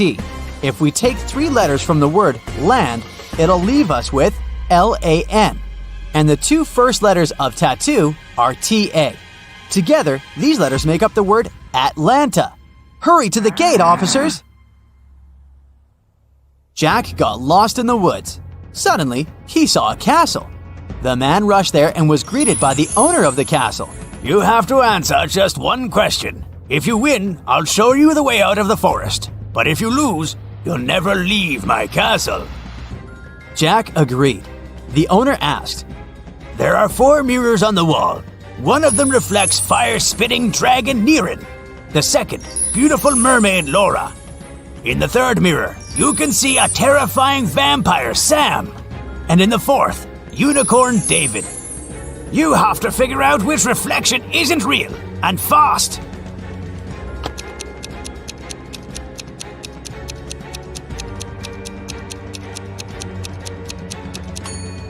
The reflection of Vampire Sam isn't real. Vampires can't be reflected in mirrors. A businessman arrived at his office after a long trip and discovered that some important documents had disappeared from his desk. He immediately called the police, and a detective arrived shortly after. After interviewing all the workers, he had a list with 3 suspects on it. They were Emma, the accountant, Sophia, the receptionist, and James, a sales manager. But each of these people claimed that they hadn't even been inside the businessman's office.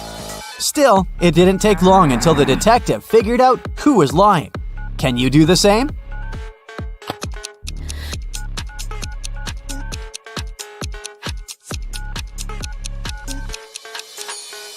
The thief is James. Both women wear high heels in the office, but the footprints on the floor are obviously left by sneakers. You throw me when you need me and pick me up when you don't need me. Can you figure out what I am?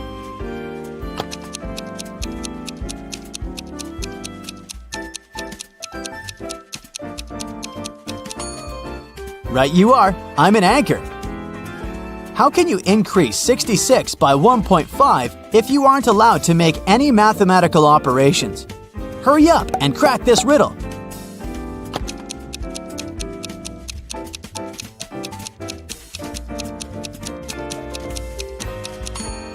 Just turn 66 upside down. It was Mr. and Mrs. Smith's wedding anniversary, and Mrs. Smith was going to put on diamond earrings her husband had presented her for their wedding. But when she opened her jewelry box, she saw that the earrings weren't there. She called her daughters, Dora and Laura. I've told you so many times not to touch my things. Who took my jewelry this time? Dora exclaimed, I haven't touched your jewelry box. Laura also denied taking her mom's stuff. I don't even wear earrings. Can you figure out which girl is lying?